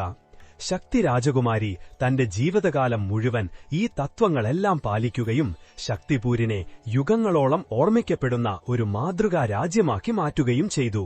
അങ്ങനെ നവരാത്രി ഉത്സവം കേവലമൊരു ആഘോഷം മാത്രമല്ല, ജീവിതം ജീവിക്കാനുള്ള ഒരു കലയും ഒരു ദർശനവും ഒരു ആത്മീയ യാത്രയുമായി മാറി. അത് നമ്മെ പഠിപ്പിക്കുന്നത് ശക്തിയുടെ യഥാർത്ഥ പൂജ ബാഹ്യമായ ആഡംബരങ്ങളിലല്ല, മറിച്ച് നമ്മുടെ സ്വഭാവത്തെ മെച്ചപ്പെടുത്തുന്നതിലും മാനവികതയെ സേവിക്കുന്നതിലുമാണെന്ന്. ഇതുതന്നെയാണ് സുഖത്തിന്റെയും ശാന്തിയുടെയും സമൃദ്ധിയുടെയും യഥാർത്ഥവും ശാശ്വതവുമായ മാർഗം. ശുംഭനിശുംഭന്മാരുടെ സംഹാരത്തിനു ശേഷം വർഷങ്ങൾ പലത് സമാധാനത്തോടെ കടന്നുപോയി. ശക്തി രാജകുമാരിയുടെ നേതൃത്വത്തിൽ ശക്തിപൂർ അറിവിന്റെയും ധർമ്മത്തിന്റെയും ഒരു ദീപസ്തംഭമായി മാറി. ദൂരദേശങ്ങളിൽ നിന്ന് ആളുകൾ അവിടെ വ്യാപാരത്തിന് മാത്രമല്ല, ജീവിത കല പഠിക്കാനും വരുമായിരുന്നു. വീരഭദ്ര രാജാവിനും പത്മാവതി റാണിക്കും പ്രായമാകുകയും അവർ രാജ്യഭാരം മുഴുവൻ തങ്ങളുടെ യോഗിയായ മകളെ ഏൽപ്പിച്ച് തങ്ങളുടെ ജീവിതം ഈശ്വരധ്യാനത്തിലും ചിന്തയിലുമായി ചിലവഴിച്ചു. ശക്തി ഇപ്പോൾ ഒരു രാജകുമാരി മാത്രമല്ല, ഒരു രാജർഷിയായിരുന്നു. രാജാവിന്റെ തേജസ്സും ഋഷിയുടെ ജ്ഞാനവുമുള്ള ഒരു ഭരണാധികാരി. അവൾ എല്ലാ ദിവസവും ബ്രാഹ്മമുഹൂർത്തത്തിൽ എഴുന്നേറ്റ് യോഗയും ധ്യാനവും ചെയ്യുകയും പിന്നീട് ദിവസം മുഴുവൻ പ്രജകളുടെ പ്രശ്നങ്ങൾ പരിഹരിക്കുന്നതിലും രാജ്യത്തിന്റെ വികസന പ്രവർത്തനങ്ങളിലും മുഴുകുകയും ചെയ്തു. അവളുടെ ദിനചര്യ നവരാത്രിയിലെ 9 ദിവസത്തെ വ്രതം പോലെ അച്ചടക്കവും സംയമനവും നിറഞ്ഞതായിരുന്നു. ബാഹ്യ ശത്രുക്കളെ ജയിക്കുന്നത് എളുപ്പമാണെന്നും എന്നാൽ ഉള്ളിലെ ശത്രുക്കളായ കാമം, ക്രോധം, ലോഭം, മോഹം, അഹങ്കാരം എന്നിവയെ ജയിക്കുന്നത് അതിലും എത്രയോ പ്രയാസകരമാണെന്നും അവൾക്കറിയാമായിരുന്നു. അതിന് നിരന്തരമായ സാധന ആവശ്യമാണ്. എന്നാൽ ശാന്തമായ ഒരു തടാകത്തിൽ ആരെങ്കിലും ഒരു കല്ലെറിഞ്ഞ് ഓളങ്ങൾ സൃഷ്ടിക്കുന്നതുപോലെ ശക്തിപൂരിന്റെ സമാധാനത്തെ തകർക്കാൻ ഒരു പുതിയ വെല്ലുവിളി ഉടലെടുത്തു. ഈ വെല്ലുവിളി ഏതെങ്കിലും പുറത്തുനിന്നുള്ള അസുരന്റെയോ രാജാവിന്റെയോ ആയിരുന്നില്ല, മറിച്ച് രാജ്യത്തിനുള്ളിൽ നിന്ന് തന്നെ ഉയർന്നു വന്നതായിരുന്നു. രാജ്യത്ത് ജ്ഞാനദേവ് എന്നു പേരുള്ള വളരെ അറിവുള്ളവനും കഴിവുള്ളവനുമായ ഒരു യുവാവുണ്ടായിരുന്നു. ജ്ഞാനദേവ് എല്ലാ വേദങ്ങളും ശാസ്ത്രങ്ങളും പുരാണങ്ങളും പഠിച്ചിരുന്നു. അവന്റെ ബുദ്ധിക്ക് അത്രയധികം മൂർച്ചയുണ്ടായിരുന്നതുകൊണ്ട് അവന് ഏത് വിഷയത്തെക്കുറിച്ചും മണിക്കൂറുകളോളം സംസാരിക്കാനും വലിയ പണ്ഡിതന്മാരെ വരെ തർക്കത്തിൽ തോൽപ്പിക്കാനും കഴിഞ്ഞിരുന്നു. അവന്റെ യുക്തിബോധം അത്ഭുതകരമായിരുന്നു. പതുക്കെ പതുക്കെ ജ്ഞാനദേവിന് തന്റെ അറിവിൽ അഹങ്കാരം തോന്നിത്തുടങ്ങി. താനാണ് ലോകത്തിലെ ഏറ്റവും ബുദ്ധിയുള്ള വ്യക്തിയെന്നും തന്നെക്കാൾ കൂടുതൽ ആർക്കും അറിയില്ലെന്നും അവന് തോന്നിത്തുടങ്ങി. അവൻ ഈശ്വരന്റെ അസ്തിത്വത്തെ പോലും ചോദ്യം ചെയ്യാൻ തുടങ്ങി. അവൻ പറയുമായിരുന്നു, ഈശ്വരൻ, ആത്മാവ്, ധർമ്മം ഇതെല്ലാം ദുർബലരായ ആളുകളുടെ മനസ്സിന്റെ തോന്നലുകളാണ്. അവർ തങ്ങളുടെ പരാജയങ്ങൾക്ക് വിധിയെന്നു പേരിടുന്നു. യഥാർത്ഥ ശക്തി അറിവിലും ബുദ്ധിയിലുമാണ്. ആരുടെ പക്കലാണോ അറിവുള്ളത് അവന് എന്തും ചെയ്യാൻ കഴിയും. അവന് പ്രകൃതിയെപ്പോലും നിയന്ത്രിക്കാൻ കഴിയും. അവൻ തന്റെ അനുയായികളുടെ ഒരു സംഘമുണ്ടാക്കാൻ തുടങ്ങി. പൂജകളും വ്രതങ്ങളും ഉപവാസങ്ങളുമെല്ലാം കാപട്യവും സമയം പാഴാക്കലുമാണെന്ന് അവൻ ആളുകളെ പഠിപ്പിച്ചു. അവൻ പറയുമായിരുന്നു, ക്ഷേത്രങ്ങളിലെ കല്ലിനെ പൂജിച്ചിട്ട് എന്ത് കിട്ടും? നിങ്ങളുടെ ബുദ്ധിയെ പൂജിക്കൂ, നിങ്ങളുടെ അറിവ് വർദ്ധിപ്പിക്കൂ. അതുതന്നെയാണ് നിങ്ങളുടെ യഥാർത്ഥ ശക്തി. അവന്റെ വാക്കുകൾ വളരെ ആകർഷകവും യുക്തിസഹവുമായിരുന്നു, പ്രത്യേകിച്ച് യുവതലമുറയ്ക്ക്.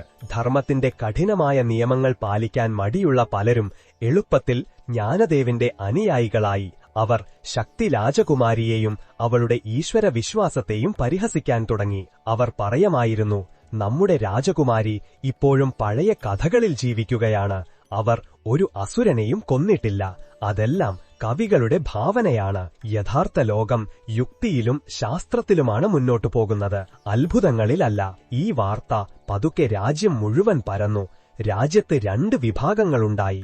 ശക്തി രാജകുമാരിയിലും ദുർഗാദേവിയിലും വിശ്വസിക്കുന്ന വിശ്വാസികളും ജ്ഞാനദേവിയെ തങ്ങളുടെ ഗുരുവായി കണക്കാക്കുന്ന ജ്ഞാനികളും അല്ലെങ്കിൽ യുക്തിവാദികളും. 2 വിഭാഗങ്ങളും തമ്മിൽ പലപ്പോഴും തർക്കങ്ങളും വഴക്കുകളും ഉണ്ടാകാൻ തുടങ്ങി. രാജ്യത്തിന്റെ ഐക്യവും സമാധാനവും തകർന്നു. ശക്തി രാജകുമാരി ഇതെല്ലാം അറിഞ്ഞപ്പോൾ അവർക്ക് വളരെ ദുഃഖം തോന്നി. ജ്ഞാനദേവിന്റെ വാക്കുകളിൽ പകുതി സത്യമുണ്ടെന്ന് അവർക്കറിയാമായിരുന്നു. അറിവും ബുദ്ധിയും വികസിപ്പിക്കുന്നത് വളരെ പ്രധാനമാണ്. എന്നാൽ അഹങ്കാരം നിറഞ്ഞ അറിവ്, ഭക്തിയും ശ്രദ്ധയുമില്ലാത്ത അറിവ് വിനാശകരമാകും. അത് ഒരാളുടെ കൈയിൽ മൂർച്ചയേറിയ ഒരു വാളുണ്ടായിരിക്കുന്നതുപോലെയാണ്. പക്ഷേ അത് ധർമ്മത്തെ രക്ഷിക്കാനാണോ അതോ നിരപരാധികളുടെ കഴുത്തറക്കാനാണോ ഉപയോഗിക്കേണ്ടതെന്ന് അയാൾക്കറിയില്ല. അവർ ജ്ഞാനദേവിയെ രാജസദസ്സിലേക്ക് വിളിപ്പിച്ചു. ജ്ഞാനദേവ് പൂർണ്ണ ആത്മവിശ്വാസത്തോടും അഹങ്കാരത്തോടും കൂടി സഭയിലെത്തി. ശക്തി വളരെ ശാന്തവും വിനയപൂർണമായ സ്വരത്തിൽ പറഞ്ഞു, ഹേ ജ്ഞാനദേവ്, താങ്കൾ വളരെ അറിവുള്ളവനാണെന്നും താങ്കളുടെ വാദങ്ങളെ ഖണ്ഡിക്കാൻ കഴിയില്ലെന്നും ഞാൻ കേട്ടിട്ടുണ്ട്. ഞാൻ താങ്കളുടെ ബുദ്ധിയെ ബഹുമാനിക്കുന്നു. പക്ഷെ താങ്കൾ ആളുകളെ ഈശ്വരനിൽ നിന്നും വിശ്വാസത്തിന്റെ മാർഗത്തിൽ നിന്നും വ്യതിചലിപ്പിക്കുകയാണെന്നും ഞാൻ അറിഞ്ഞു. താങ്കൾ രാജ്യത്ത് ഭിന്നിപ്പും അശാന്തിയും സൃഷ്ടിക്കുന്നു. എന്തിനാണിത്? ജ്ഞാനദേവ് ചിരിച്ചുകൊണ്ട് പറഞ്ഞു, രാജകുമാരി, ഞാൻ ആരെയും വഴിതെറ്റിക്കുകയല്ല. ഞാൻ ആളുകളെ അജ്ഞാനമാകുന്ന അന്ധകാരത്തിൽ നിന്ന് ജ്ഞാനമാകുന്ന പ്രകാശത്തിലേക്ക് കൊണ്ടുവരികയാണ്. ഞാൻ അവരോട് സത്യം പറയുകയാണ്. ഈ ലോകത്ത് ബുദ്ധിയേക്കാൾ വലിയൊരു ശക്തിയില്ലെന്നും മനുഷ്യനേക്കാൾ വലിയൊരു ഈശ്വരനില്ലെന്നുമുള്ളതാണ് ആ സത്യം. ശക്തി പുഞ്ചിരിച്ചുകൊണ്ട് പറഞ്ഞു, ജ്ഞാനദേവ്, താങ്കളുടെ അറിവ് അപൂർണമാണ്. താങ്കൾ ബുദ്ധിയാണ് എല്ലാമെന്ന് കരുതുന്നു. പക്ഷേ താങ്കൾക്ക് ബുദ്ധിയുടെ ഉറവിടം അറിയില്ല. താങ്കൾ തിരമാലകളെ കാണുന്നുണ്ട്, പക്ഷേ ആ തിരമാലകൾ ഉയരുന്ന മഹാസമുദ്രത്തെ കാണുന്നില്ല. ബുദ്ധി ആത്മാവിന്റെ ശക്തിയെ പ്രകടിപ്പിക്കാനുള്ള ഒരു ഉപകരണമാണ്. പക്ഷെ ബുദ്ധി അഹങ്കാരത്തോട് ചേർന്നാൽ അത് ആത്മാവിനെ മറയ്ക്കും. ജ്ഞാനദേവ് വെല്ലുവിളിച്ചുകൊണ്ട് പറഞ്ഞു, ഇതെല്ലാം വെറും വാക്കുകളാണ് രാജകുമാരി. എന്റെ പക്കൽ യുക്തിയുണ്ട്, തെളിവുണ്ട്. താങ്കളുടെ വിശ്വാസത്തിന് എന്തെങ്കിലും തെളിവുണ്ടോ? താങ്കളുടെ ദുർഗാദേവി യഥാർത്ഥത്തിൽ ഉണ്ടെന്ന് തെളിയിക്കാൻ താങ്കൾക്ക് കഴിയുമോ? അവൾ ഉണ്ടെങ്കിൽ അവളെ എന്റെ മുന്നിൽ വിളിക്കൂ. എനിക്ക് അവളുമായി സംവാദം നടത്തണം. ഇതു കേട്ട് സദസ് മുഴുവൻ സ്തബ്ധരായി. ഒരു മനുഷ്യൻ ദേവിയെ വെല്ലുവിളിക്കുന്നു. ഇത് കടുത്ത അധർമ്മമായിരുന്നു. പക്ഷേ ശക്തി ശാന്തയായിരുന്നു. അവർക്ക് കോപം വന്നില്ല. അവർ പറഞ്ഞു, ജ്ഞാനദേവ്, ദേവി തർക്കവിഷയമല്ല, അനുഭവ വിഷയമാണ്. അവളെ കണ്ണുകൾ കൊണ്ടല്ല, ഹൃദയം കൊണ്ടാണ് കാണേണ്ടത്. എന്നിരുന്നാലും താങ്കൾക്ക് തെളിവ് വേണമെങ്കിൽ ഞാൻ താങ്കളുടെ വെല്ലുവിളി സ്വീകരിക്കുന്നു. അവർ പ്രഖ്യാപിച്ചു, വരാനിരിക്കുന്ന ശരത് നവരാത്രിയിൽ നമ്മൾ തമ്മിൽ ഒരു മത്സരം നടക്കും. താങ്കൾ താങ്കളുടെ അറിവിന്റെയും ബുദ്ധിയുടെയും ബലത്തിൽ ലോകത്തിന് നന്മ വരുന്ന എന്തെങ്കിലും ചെയ്യുക. ഞാൻ എന്റെ വിശ്വാസത്തിന്റെയും ഭക്തിയുടെയും ബലത്തിൽ എന്തെങ്കിലും ചെയ്യാം. 9 ദിവസങ്ങൾക്ക് ശേഷം ആരുടെ ശക്തിയാണ് ശ്രേഷ്ഠമെന്ന് പ്രജകൾ തന്നെ തീരുമാനിക്കും. താങ്കളുടെ അഹങ്കാരം നിറഞ്ഞ ജ്ഞാനത്തിന്റേതാണോ അതോ എന്റെ ശ്രദ്ധ നിറഞ്ഞ ഭക്തിയുടേതാണോ എന്ന്. ജ്ഞാനദേവ് ഉടൻ തന്നെ തയ്യാറായി. അവൻ തന്റെ ബുദ്ധിയിൽ പൂർണ്ണ വിശ്വാസമുണ്ടായിരുന്നു. അവൻ പറഞ്ഞു, ഞാൻ ഇത് സ്വീകരിക്കുന്നു. ഈ 9 ദിവസത്തിനുള്ളിൽ ഞാൻ എന്റെ ബുദ്ധിയുടെ ശക്തി കൊണ്ട് ഈ രാജ്യത്തെ ഇന്നുവരെ ആർക്കും പരിഹരിക്കാനാവാത്ത ഒരു പ്രശ്നം പരിഹരിക്കും. ഞാൻ ശക്തിപൂരിനടുത്തുള്ള തരിശും വരണ്ടതുമായ ഭൂമിയെ പച്ച പണിയിച്ചു കാണിക്കാം, മഴയോ നദീജലമോ ഇല്ലാതെ. അതൊരു അസാധ്യമായ വെല്ലുവിളിയായിരുന്നു. ശക്തിപൂരിനടുത്ത് കിലോമീറ്ററുകളോളം പരന്നുകിടക്കുന്ന ഒരു ഭൂമിയുണ്ടായിരുന്നു. അത് ആയിരക്കണക്കിന് വർഷങ്ങളായി തരിശായി കിടക്കുകയായിരുന്നു. അവിടെ പുല്ലിന്റെ ഒരു നാമ്പ് പോലും മുളയ്ക്കാത്തത്ര ഉപ്പും കല്ലും നിറഞ്ഞതായിരുന്നു ആ മണ്ണ്. സഭയിലെ ആളുകൾ പിറുപിറുക്കാൻ തുടങ്ങി. ജ്ഞാനദേവിന് ഇതൊരിക്കലും ചെയ്യാൻ കഴിയില്ലെന്ന് അവർക്ക് തോന്നി. ശരത് നവരാത്രിയുടെ ആദ്യ ദിവസം വന്നു. ഒരു വശത്ത് ശക്തി രാജകുമാരി ക്ഷേത്രത്തിൽ കലശം സ്ഥാപിക്കുകയും ശൈതപുത്രി ദേവിയെ പൂജിക്കാൻ തുടങ്ങുകയും ചെയ്തു. അവർ പൂർണ്ണ ഉപവാസത്തിലും ധ്യാനത്തിലുമായി മുഴുകി. മറുവശത്ത് ജ്ഞാനദേവ് തന്റെ അനുയായികളോടൊപ്പം ആ തരിശുഭൂമിയിലെത്തി. അവൻ തന്റെ ബുദ്ധി ഉപയോഗിക്കാൻ തുടങ്ങി. അവൻ ഭൂമിയിലെ മണ്ണിനെ പരിശോധിക്കുകയും അതിൽ ഉപ്പിന്റെ അംശം വളരെ കൂടുതലാണെന്നും പോഷകങ്ങൾ ഒട്ടുമില്ലെന്നും കണ്ടെത്തി. അവൻ തന്റെ അറിവ് വെച്ചൊരു പദ്ധതി തയ്യാറാക്കി. അവൻ ആയിരക്കണക്കിന് തൊഴിലാളികളെ പണിക്ക് നിർത്തി. ഭൂമിയുടെ മുകളിലെ ഉപ്പുരസമുള്ള മണ്ണ് മാന്തി മാറ്റി. എന്നിട്ട് അടുത്തുള്ള മലകളിൽ നിന്ന് ഫലഭൂയിഷ്ടമായ മണ്ണും വളവും കൊണ്ടുവന്ന് അവിടെയിട്ടു. ദൂരെയുള്ള ഒരു ശുദ്ധജല തടാകത്തിൽ നിന്ന് കനാലുകൾ വെട്ടി വെള്ളം കൊണ്ടുവരാനുള്ള സങ്കീർണവും ബൃഹത്തുമായ പദ്ധതി അവൻ ആരംഭിച്ചു. രസതന്ത്രത്തിലെ തന്റെ അറിവുപയോഗിച്ച് മണ്ണിന്റെ ലവണാംശം കുറയ്ക്കാൻ കഴിയുന്ന ചില മിശ്രിതങ്ങൾ അവൻ തയ്യാറാക്കി. രാവും പകലും ജോലി തുടർന്നു. ജ്ഞാനദേവ് തന്റെ മുഴുവൻ ശക്തിയും ബുദ്ധിയും ആ ജോലിയിൽ കേന്ദ്രീകരിച്ചു. അവന്റെ അഹങ്കാരം അവനെ ഉറങ്ങാൻ അനുവദിച്ചില്ല. ഏതു വിധേനയും രാജകുമാരിയെ തെറ്റാണെന്ന് തെളിയിക്കണമായിരുന്നു. ഇവിടെ ക്ഷേത്രത്തിൽ ശക്തി ശാന്തയായി പൂജയിൽ മുഴുകിയിരുന്നു. അവർ ആ തരിശുഭൂമിയെക്കുറിച്ചോ ജ്ഞാനദേവനെക്കുറിച്ചോ ചിന്തിച്ചില്ല. അവരുടെ മനസ്സ് പൂർണ്ണമായും അമ്മയുടെ പാദങ്ങളിൽ സമർപ്പിക്കപ്പെട്ടിരുന്നു. ഓരോ ദിവസവും അവർ അമ്മയുടെ ഓരോ പുതിയ രൂപങ്ങളെ ധ്യാനിക്കുകയും അവയുടെ ഗുണങ്ങളെ തന്നിലേക്ക് ആവാഹിക്കുകയും ചെയ്തു. അവർ ശൈലപുത്രി ദേവിയോട് പർവ്വതം പോലെയുള്ള ദൃഢതയും, ബ്രഹ്മചാരിണി ദേവിയോട് തപസ്സിനുള്ള ശക്തിയും, ചന്ദ്രഖണ്ഡ ദേവിയോട് ശാന്തിയും സൗമ്യതയും ചോദിച്ചു. അവർ ഒരു അത്ഭുതത്തിനും വേണ്ടി പ്രാർത്ഥിച്ചില്ല, മറിച്ച് തന്റെ ആത്മാവിനെ ശുദ്ധവും നിർമ്മലവുമാക്കുന്നതിൽ മാത്രം ശ്രദ്ധിച്ചു. 8 ദിവസങ്ങൾ കടന്നുപോയി. അഷ്ടമി ദിവസം ജ്ഞാനദേവ് തന്റെ പദ്ധതി ഏതാണ്ട് പൂർത്തിയാക്കിയിരുന്നു. തരിശുഭൂമിയിൽ ഇപ്പോൾ കിലോമീറ്ററുകളോളം ഫലഭൂയിഷ്ടമായ മണ്ണിന്റെ ഒരു പാളി വിരിച്ചിരുന്നു. കനാലുകളുടെ ശൃംഖല തയ്യാറായിരുന്നു. എല്ലാവരും അവന്റെ ബുദ്ധിയെയും കഠിനാധ്വാനത്തെയും പ്രശംസിച്ചു. ജ്ഞാനദേവ് അഹങ്കാരം കൊണ്ട് മതിമറന്നു. അവൻ പ്രഖ്യാപിച്ചു, നാളെ നവമി ദിവസം രാജകുമാരി തന്റെ പൂജ അവസാനിപ്പിക്കുമ്പോൾ ഞാൻ ഈ കനാലുകളുടെ വാതിലുകൾ തുറക്കും. ഈ ഭൂമി മുഴുവൻ ജലസേചനം കൊണ്ട് പച്ചപിടിക്കും. നാളെ ലോകം മുഴുവൻ ബുദ്ധിയുടെ ശക്തി കാണും. അന്ന് രാത്രി, അഷ്ടമി രാത്രിയിൽ, ശക്തി ഗാഠമായ സമാധിയിലായിരുന്നു. അവർ മഹാഗൗരി ദേവിയെ പൂജിച്ച് തന്റെ മനസ്സിനെ പൂർണ്ണമായും നിർമ്മലമാക്കിയിരുന്നു. അർദ്ധരാത്രിയിൽ അവർ ധ്യാനത്തിന്റെ പാരമ്യത്തിലെത്തിയപ്പോൾ അവരുടെ ഉള്ളിൽ നിന്ന് ഒരു ശബ്ദം കേട്ടു. അത് അമ്മയുടെ ശബ്ദമായിരുന്നു. മകളെ ശക്തി, ഞാൻ നിന്റെ നിശ്ചലമായ ഭക്തിയിൽ സന്തുഷ്ടയാണ്. നീ എനിക്കുവേണ്ടി നിന്നിൽ നിന്ന് ഒന്നും ചോദിച്ചില്ല. നീ ഒരു അത്ഭുതവും കാണിക്കാൻ ആഗ്രഹിച്ചില്ല. നീ ശാന്തമായി നിന്റെ ധർമ്മം നിർവഹിച്ചു. ജ്ഞാനദേവ് തന്റെ ബുദ്ധിയും കഠിനാധ്വാനവും കൊണ്ട് വലിയൊരു കാര്യമാണ് ചെയ്തിരിക്കുന്നത്. അതിൽ സംശയമില്ല. അവൻ പ്രകൃതിയെ മാറ്റാൻ ശ്രമിച്ചു. പക്ഷെ അവനൊരു കാര്യം മറന്നുപോയി.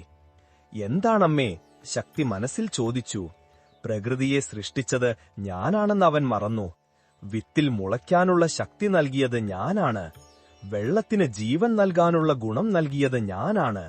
എന്റെ കൃപയുടെ വർഷം അതിൽ പതിയുന്നതുവരെ അവന്റെ കഠിനാധ്വാനം വിജയിക്കില്ല. നാളെ രാവിലെ അവൻ തന്റെ കനാലുകളുടെ വാതിലുകൾ തുറക്കുമ്പോൾ ശ്രദ്ധ നിറഞ്ഞ ഭക്തിയുടെ ശക്തി എന്താണെന്ന് നീ കാണും. നവമി ദിവസം വന്നു. രാജ്യത്തെ പ്രജകൾ മുഴുവൻ ആ തരിശുഭൂമിക്ക് സമീപം ഒത്തുകൂടി. ഒരു വശത്ത് ജ്ഞാനദേവ് തന്റെ അനുയായികളോടൊപ്പം അഹങ്കാരത്തോടെ നിന്നു. മറുവശത്ത് ശക്തി രാജകുമാരി പൂജ അവസാനിപ്പിച്ച് ശാന്തമായി തന്റെ പ്രജകളോടൊപ്പം വന്നു നിന്നു. ജ്ഞാനദേവ് ശക്തിയെ നോക്കി പരിഹാസത്തോടെ പറഞ്ഞു, കണ്ടോ രാജകുമാരി, താങ്കളുടെ 9 ദിവസത്തെ പൂജ എന്തു ചെയ്തുവെന്ന്. എന്റെ 9 ദിവസത്തെ ബുദ്ധിയും കഠിനാധ്വാനവും എന്തു ചെയ്തുവെന്നും നോക്കൂ. ഇന്ന് താങ്കൾ തോൽക്കും, താങ്കളുടെ വിശ്വാസവും. ശക്തി പുഞ്ചിരിച്ചുകൊണ്ട് കൈകൾ കൂപ്പി. ജ്ഞാനദേവ് തന്റെ തൊഴിലാളികളോട് കനാലുകളുടെ വാതിലുകൾ തുറക്കാൻ ആജ്ഞാപിച്ചു. വാതിലുകൾ തുറന്നതും തടാകത്തിലെ ശുദ്ധജലം ആയിരക്കണക്കിന് ധാരകളായി ആ പുതിയ ഫലഭൂയിഷ്ടമായ മണ്ണിലേക്കൊഴുകിപ്പരന്നു. എല്ലാവരും ശ്വാസമടക്കി പിടിച്ചു നോക്കി നിന്നു. പക്ഷേ ഇതെന്താണ്? വെള്ളം മണ്ണിലേക്കിറങ്ങിപ്പോയി. പക്ഷേ ഭൂമിയിൽ നിന്ന് ഒരു മുള പോലും പൊട്ടിയില്ല. മണിക്കൂറുകൾ കടന്നുപോയി. ഭൂമി നനഞ്ഞ് ചെളിയായി മാറി. പക്ഷേ അത് തരിശായി തന്നെ തുടർന്നു. അതിൽ ജീവന്റെ ഒരു ലക്ഷണവുമുണ്ടായിരുന്നില്ല. ജ്ഞാനദേവിന്റെ മുഖം വിളറി. അവനൊന്നും മനസ്സിലാക്കാൻ കഴിഞ്ഞില്ല.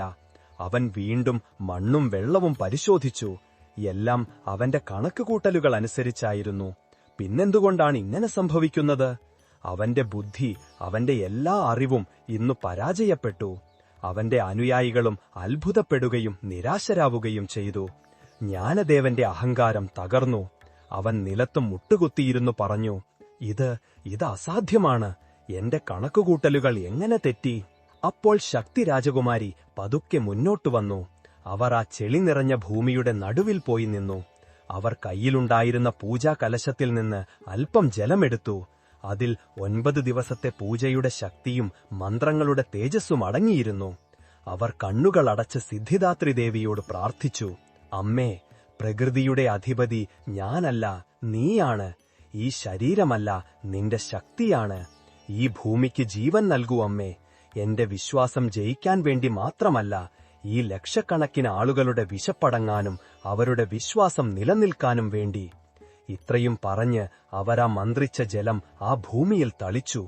എന്നിട്ട് ആരും സങ്കൽപ്പിക്കാത്ത ആ അത്ഭുതം സംഭവിച്ചു.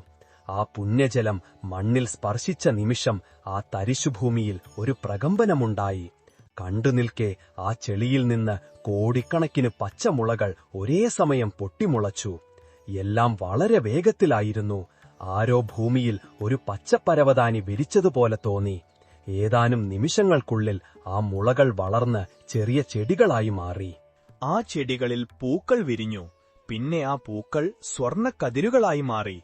ഏതാനും മണിക്കൂറുകൾക്കുള്ളിൽ നൂറ്റാണ്ടുകളായി തരിശായി കിടന്ന ആ ഭൂമി മുഴുവൻ സമൃദ്ധമായി വിളഞ്ഞ നെൽക്കതിരുകൾ കൊണ്ട് മൂടി. ഇളം കാട്ടിൽ സുഗന്ധം പരന്നു. പക്ഷികൾ ചിലയ്ക്കാൻ തുടങ്ങി.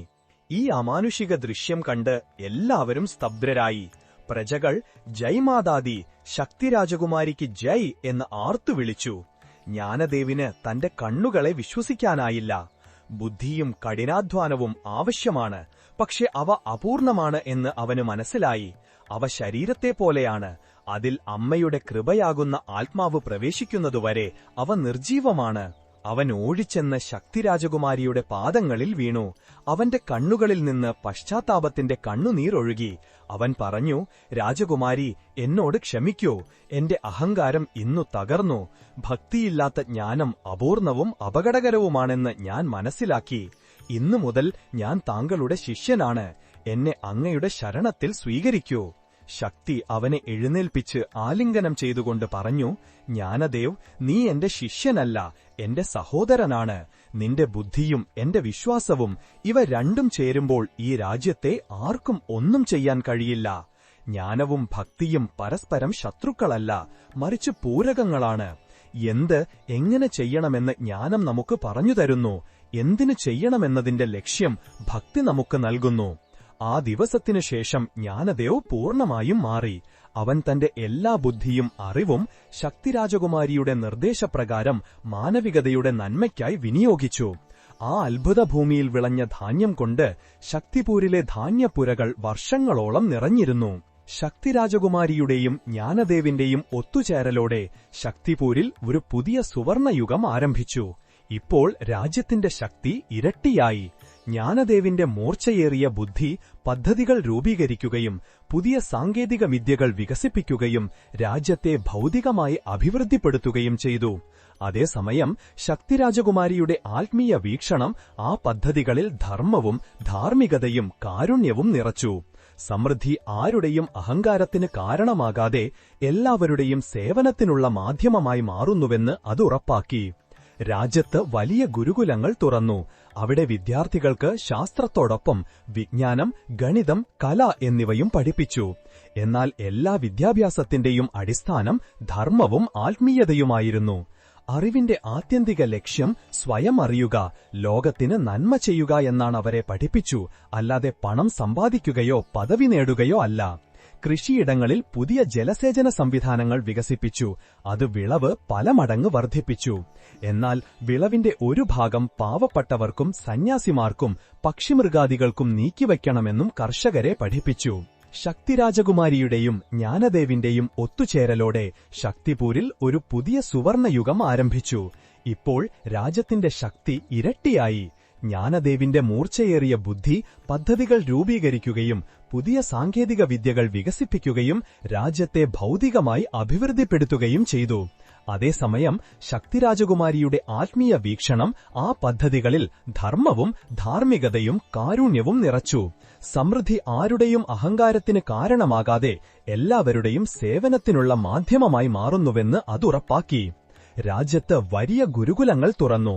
അവിടെ വിദ്യാർത്ഥികൾക്ക് ശാസ്ത്രത്തോടൊപ്പം വിജ്ഞാനം, ഗണിതം, കല എന്നിവയും പഠിപ്പിച്ചു. എന്നാൽ എല്ലാ വിദ്യാഭ്യാസത്തിന്റെയും അടിസ്ഥാനം ധർമ്മവും ആത്മീയതയുമായിരുന്നു. അറിവിന്റെ ആത്യന്തിക ലക്ഷ്യം സ്വയം അറിയുക, ലോകത്തിന് നന്മ ചെയ്യുക എന്നതാണെന്ന് അവരെ പഠിപ്പിച്ചു, അല്ലാതെ പണം സമ്പാദിക്കുകയോ പദവി നേടുകയോ അല്ല. കൃഷിയിടങ്ങളിൽ പുതിയ ജലസേചന സംവിധാനങ്ങൾ വികസിപ്പിച്ചു. അത് വിളവ് പല മടങ്ങ് വർദ്ധിപ്പിച്ചു. എന്നാൽ വിളവിന്റെ ഒരു ഭാഗം പാവപ്പെട്ടവർക്കും സന്യാസിമാർക്കും പക്ഷിമൃഗാദികൾക്കും നീക്കിവെക്കണമെന്നും കർഷകരെ പഠിപ്പിച്ചു. കരകൗശല വിദഗ്ധർക്ക് പുതിയ ഉപകരണങ്ങളും സാങ്കേതിക വിദ്യകളും നൽകി അത് അവരുടെ ഉൽപ്പന്നങ്ങളെ കൂടുതൽ മനോഹരവും ഉപയോഗപ്രദവുമാക്കി. എന്നാൽ അവരുടെ കല സരസ്വതി ദേവിയുടെ പ്രസാദമാണെന്നും അതിൽ ഒരിക്കലും വഞ്ചനയോ മായം ചേർക്കലോ ചെയ്യരുതെന്നും അവരെ ഓർമ്മിപ്പിച്ചു. അങ്ങനെ ശക്തിപൂർ ഭൗതികമായും ആത്മീയമായും അഭിവൃദ്ധിയുടെ കൊടുമുടിയിലെത്തി. അവിടെ ധനമുണ്ടായിരുന്നു, പക്ഷേ അഹങ്കാരമില്ലായിരുന്നു. ജ്ഞാനമുണ്ടായിരുന്നു, പക്ഷേ ഗർദില്ലായിരുന്നു. ശക്തിയുണ്ടായിരുന്നു, പക്ഷേ അടിച്ചമർത്തലുണ്ടായിരുന്നില്ല. ഇപ്പോൾ രാജമാതാവായി അറിയപ്പെടുന്ന ശക്തി രാജകുമാരി തന്റെ പ്രജകൾക്ക് ഒരു ഭരണാധികാരി മാത്രമല്ല, ഒരു അമ്മയും ഗുരുവുമായിരുന്നു. പതിറ്റാണ്ടുകൾ സമാധാനത്തോടെയും സന്തോഷത്തോടെയും കടന്നുപോയി. ഒരു പുതിയ തലമുറ ജനിക്കുകയും ഈ സുഖസമൃദ്ധിയുടെ അന്തരീക്ഷത്തിൽ വളരുകയും ചെയ്തു. ഈ തലമുറ മഹിഷാസുരന്റെ ഭീകരതയോ ശുംഭനിശുംഭന്മാരുടെ അക്രമമോ കണ്ടിരുന്നില്ല. അവർക്ക് ക്ഷാമമോ ദാരിദ്ര്യമോ അനുഭവപ്പെട്ടിരുന്നില്ല. അവർക്ക് ശക്തിപൂരിലെ ഐശ്വര്യം ഒരു സാധാരണ കാര്യമായിരുന്നു, സൂര്യൻ ഉദിക്കുന്നതുപോലെയോ കാറ്റു വീശുന്നതുപോലെയോ. അവർ മുതിർന്നവരിൽ നിന്ന് നവരാത്രി കഥകൾ കേട്ടു, ആഘോഷത്തോടെ ഉത്സവങ്ങൾ കൊണ്ടാടി, ഗർഭ കളിച്ചു, ഉപവാസം അനുഷ്ഠിച്ചു. പക്ഷേ അവർക്കതെല്ലാം ഒരു പാരമ്പര്യം മാത്രമായിരുന്നു, ഒരു ഉത്സവം. ആ സമാധാനത്തിന്റെ അടിത്തറയിൽ ഒളിഞ്ഞിരുന്ന തപസ്സും ത്യാഗവും പോരാട്ടവും അവർക്ക് ആഴത്തിൽ അനുഭവിക്കാൻ കഴിഞ്ഞില്ല. പതുക്കെ പതുക്കെ അവരുടെ ജീവിതത്തിൽ ഒരു സൂക്ഷ്മമായ മാറ്റം വരാൻ തുടങ്ങി. ഇതെല്ലാം തങ്ങളുടെ അവകാശമാണെന്ന ഭാവം അവരുടെ മനസ്സിൽ ഉടലെടുത്തു. അവർ കഠിനാധ്വാനം ചെയ്യാൻ മടിച്ചു. അവർ ധർമ്മം പാലിച്ചിരുന്നു, പക്ഷേ അത് മറ്റുള്ളവരെ കാണിക്കാനോ ലോകത്തെ ഭയന്നോ മാത്രമായിരുന്നു. അവരുടെ പ്രാർത്ഥനകളിൽ ശ്രദ്ധയ്ക്കു പകരം ആഗ്രഹങ്ങളുടെ പട്ടിക നീണ്ടുപോയി. അവർ ദുർഗാദേവിയോട് ആത്മജ്ഞാനമോ വൈരാഗ്യമോ ചോദിച്ചില്ല. അവർ കൂടുതൽ ധനവും കൂടുതൽ വിജയവും കൂടുതൽ സുഖസൗകര്യങ്ങളും ചോദിച്ചു. ഭക്തിയുടെ സ്ഥാനം പതുക്കെ അത്യാഗ്രഹം കൈയടക്കി. ഇപ്പോൾ പ്രായമായ രാജമാതാ ശക്തിയും ജ്ഞാനദേവനും ഈ മാറ്റം കാണുകയും ആശങ്കപ്പെടുകയും ചെയ്തു. ഒരു സമൂഹത്തിന്റെ സ്വഭാവത്തിൽ തകർച്ചയുണ്ടാകുമ്പോൾ അതിന് പുറത്തുനിന്നുള്ള ശത്രുക്കളുടെ ആവശ്യമില്ലെന്ന് അവർക്കറിയാമായിരുന്നു. അത് സ്വന്തം ഭാരം കൊണ്ട് തകരും. ഈ മാറിക്കൊണ്ടിരിക്കുന്ന കാലഘട്ടത്തിൽ ധനപാൽ എന്നു പേരുള്ള വ്യാപാരി ശക്തിപൂരിലെത്തി. ധനപാൽ വളരെ തന്ത്രശാലിയും വാചാലനുമായിരുന്നു. അവന്റെ വാക്കുകളിൽ തേനിന്റെ മധുരമുണ്ടായിരുന്നു. അവൻ വില കൂടിയ വസ്ത്രങ്ങൾ ധരിക്കുകയും സ്വർണവും വെള്ളിയും കൊണ്ട് അലങ്കരിക്കുകയും ചെയ്തിരുന്നു. അവൻ ശക്തിപൂരിലെ സമൃദ്ധിയെക്കുറിച്ച് ധാരാളം കേട്ടിരുന്നു. ഇവിടെ വ്യാപാരം ചെയ്യാനെന്ന വ്യാജേനയാണ് അവൻ വന്നത്. എന്നാൽ അവന്റെ യഥാർത്ഥ ലക്ഷ്യം മറ്റൊന്നായിരുന്നു. ഇവിടത്തെ ജനങ്ങൾക്ക് പണം സമ്പാദിക്കാൻ ആഗ്രഹമുണ്ടെങ്കിലും അവർ ധർമ്മത്തിന്റെ നിയമങ്ങളാൽ ബന്ധിക്കപ്പെട്ടിരിക്കുകയാണെന്ന് അവൻ കണ്ടു. ധനപാൽ അവരുടെ ഈ ഒതുക്കിവെച്ച ആഗ്രഹത്തിന് ഊർജം പകരാൻ തുടങ്ങി. അവൻ ആളുകളുടെ ഇടയിൽ പോയി പറഞ്ഞു, നിങ്ങൾ എത്ര നിഷ്കളങ്കരാണ്! നിങ്ങൾ ഇത്രയധികം കഠിനാധ്വാനം ചെയ്യുന്നു, പൂജകൾ ചെയ്യുന്നു, എന്നിട്ടും ഒരു സാധാരണ ജീവിതം നയിക്കുന്നു. ധർമ്മത്തിന്റെ യഥാർത്ഥ ലക്ഷ്യം സുഖമനുഭവിക്കുക എന്നതാണ്. ദുർഗാദേവിയെ ധനധാന്യ പ്രദായിനി എന്ന് വിളിക്കുന്നതെന്തിനാണ്? കാരണം അമ്മ ധനവും ധാന്യവും നൽകുന്നു. നിങ്ങൾ അമ്മയോട് ചോദിക്കുന്നില്ലെന്നേയുള്ളൂ. അവൻ അവരെ മനസ്സിലാക്കി. പൂജ ചെയ്യാൻ ഒരു ശരിയായ രീതിയുണ്ട്. നിങ്ങൾ അമ്മയ്ക്കൊരു പൂവ് അർപ്പിക്കുന്നു, പകരം 100 പൂക്കളുടെ ഒരു തോട്ടം ചോദിക്കുന്നു. ഇത് ഭക്തിയല്ല, വിഡ്ഢിത്തമാണ്. നിങ്ങൾ അമ്മയ്ക്കൊരു സ്വർണ്ണക്കുട സമർപ്പിക്കൂ. അമ്മ നിങ്ങളുടെ വീട് സ്വർണം കൊണ്ട് നിറയ്ക്കുമോ ഇല്ലയോ എന്ന് നോക്കൂ. ധർമ്മം ഒരു നിക്ഷേപം പോലെയാണ്. നിങ്ങൾ എത്ര കൂടുതൽ നിക്ഷേപിക്കുന്നുവോ അത്രയും കൂടുതൽ നിങ്ങൾക്ക് തിരികെ ലഭിക്കും. അവന്റെ വാക്കുകൾ ആളുകൾക്ക് വളരെ ആകർഷകമായി തോന്നി, പ്രത്യേകിച്ച് ഒറ്റ രാത്രി കൊണ്ട് പണക്കാരാകാൻ ആഗ്രഹിക്കുന്ന യുവാക്കൾക്ക്. ധനപാലിന്റെ ചിന്താഗതി കാട്ടുതീ പോലെ പടർന്നു. ഇപ്പോൾ ആളുകൾ ക്ഷേത്രങ്ങളിൽ ശ്രദ്ധയോടെയല്ല, മറിച്ച് ഒരു വിലപേശൽ മനോഭാവത്തോടെയാണ് പോകാൻ തുടങ്ങിയത്. അവരുടെ പൂജകളിൽ ഭക്തി കുറവും പ്രകടനം കൂടുതലുമായിരുന്നു. അവർ വലിയ വഴിപാടുകൾ കഴിച്ചു, വലിയ അന്നദാനങ്ങൾ നടത്തി. എന്നാൽ അവരുടെ ലക്ഷ്യം ഈശ്വരനെ പ്രസാദിപ്പിക്കുക എന്നതായിരുന്നില്ല, മറിച്ച് സമൂഹത്തിൽ തങ്ങളുടെ സമ്പത്തും ഭക്തിയും പ്രകടിപ്പിക്കുക എന്നതായിരുന്നു. പാവപ്പെട്ടവരെ സേവിക്കുന്നതിന് പകരം വലിയ ആഘോഷങ്ങൾ സ്ഥാനം പിടിച്ചു. വിശക്കുന്ന ഒരാൾക്ക് ഭക്ഷണം നൽകുന്നതിനേക്കാൾ ക്ഷേത്രത്തിൽ സ്വർണ്ണക്കുട സമർപ്പിക്കുന്നത് പുണ്യമാണെന്ന് ആളുകൾ കരുതാൻ തുടങ്ങി. പതുക്കെ പതുക്കെ സമൂഹത്തിൽ സ്വാർത്ഥതയും മത്സരവും വർദ്ധിച്ചു. കർഷകർ തങ്ങളുടെ വിളവ് ഉയർന്ന വിലയ്ക്ക് വിൽക്കാൻ വേണ്ടി പൂഴ്ത്തിവെപ്പ് തുടങ്ങി. വ്യാപാരികൾ മായം ചേർക്കാൻ തുടങ്ങി. ആളുകളുടെ ഹൃദയങ്ങളിൽ നിന്ന് സ്നേഹവും കാരുണ്യവും വറ്റിത്തുടങ്ങി. രാജമാതാ ശക്തി ധനപാലിനെ മനസ്സിലാക്കാൻ ഒരുപാട് ശ്രമിച്ചു. അവർ അവനെ സഭയിലേക്ക് വിളിപ്പിച്ചു പറഞ്ഞു, ധനപാൽ, നീ ആളുകൾക്ക് ധർമ്മത്തിന്റെ തെറ്റായ അർത്ഥമാണ് പറഞ്ഞുകൊടുക്കുന്നത്. ധർമ്മം ആഗ്രഹപൂർത്തീകരണത്തിനുള്ള ഒരു ഉപാധിയല്ല, ആത്മശുദ്ധീകരണത്തിനുള്ള മാർഗമാണ്. അമ്മയോട് ധനം ചോദിക്കുന്നത് അമ്മയെ അപമാനിക്കുന്നതിന് തുല്യമാണ്. അമ്മയോട് ഭക്തിയും ജ്ഞാനവും വൈരാഗ്യവും മാത്രമേ ചോദിക്കാവൂ. ഭക്തി ലഭിക്കുമ്പോൾ ബാക്കിയെല്ലാം തനിയെ വന്നുകൊള്ളും. ധനപാൽ വളരെ തന്ത്രപരമായി മറുപടി നൽകി, രാജമാതാവേ, ഞാൻ താങ്കളുടെ വാക്കുകളെ ബഹുമാനിക്കുന്നു. പക്ഷേ താങ്കൾ ഒരു സന്യാസിനിയാണ്. താങ്കളെല്ലാം ത്യജിച്ചു. ഞങ്ങൾ ഗൃഹസ്ഥാശ്രമികളാണ്. ഞങ്ങൾക്ക് ഞങ്ങളുടെ കുടുംബത്തെ പോറ്റണം. വിശക്കുന്ന വയറുമായി പ്രാർത്ഥിക്കാൻ കഴിയില്ലെങ്കിൽ കാലിയായ പോക്കറ്റുമായി ഭക്തിയും സാധ്യമല്ല. ഞാൻ ആളുകളെ ധർമ്മത്തിന്റെ പാതയിലൂടെ സമൃദ്ധരാകാൻ പഠിപ്പിക്കുക മാത്രമാണ് ചെയ്യുന്നത്. ഇതിലെന്താണ് തെറ്റ്? അവന്റെ യുക്തിക്ക് മുന്നിൽ പലരും നിശ്ശബ്ദരായി. രാജ്യത്ത് അധർമ്മം ഒരു പുതിയതും സൂക്ഷ്മവുമായ രൂപത്തിൽ പടരുകയായിരുന്നു. ഇത് മഹിഷാസുരനെയോ ശുംഭനിശുംഭന്മാരെയോ പോലുള്ള ഒരു ബാഹ്യ അസുരനായിരുന്നില്ല. ഇത് ആളുകളുടെ മനസ്സിൽ തന്നെ വളരുന്ന, ധർമ്മത്തിന്റെ മുഖം മൂടി ധരിച്ച ലോഭത്തിന്റെയും അഹങ്കാരത്തിന്റെയും അസുരനായിരുന്നു. ഒടുവിൽ ആ പാപത്തിന്റെ ഫലം പുറത്തുവരാൻ തുടങ്ങി. ആ വർഷം രാജ്യത്ത് വളരെ നല്ല വിളവുണ്ടായി. ധാന്യപ്പുരകൾ നിറഞ്ഞു. എന്നാൽ ധനപാലിന്റെ ഉപദേശം കാരണം കർഷകരും വ്യാപാരികളും എല്ലാ ധാന്യങ്ങളും തങ്ങളുടെ ഗോഡൌണുകളിൽ ഒളിപ്പിച്ചു. ക്ഷാമം വരുമ്പോൾ 100 ഇരട്ടി വിലയ്ക്ക് വിൽക്കാമെന്ന പ്രതീക്ഷയിൽ.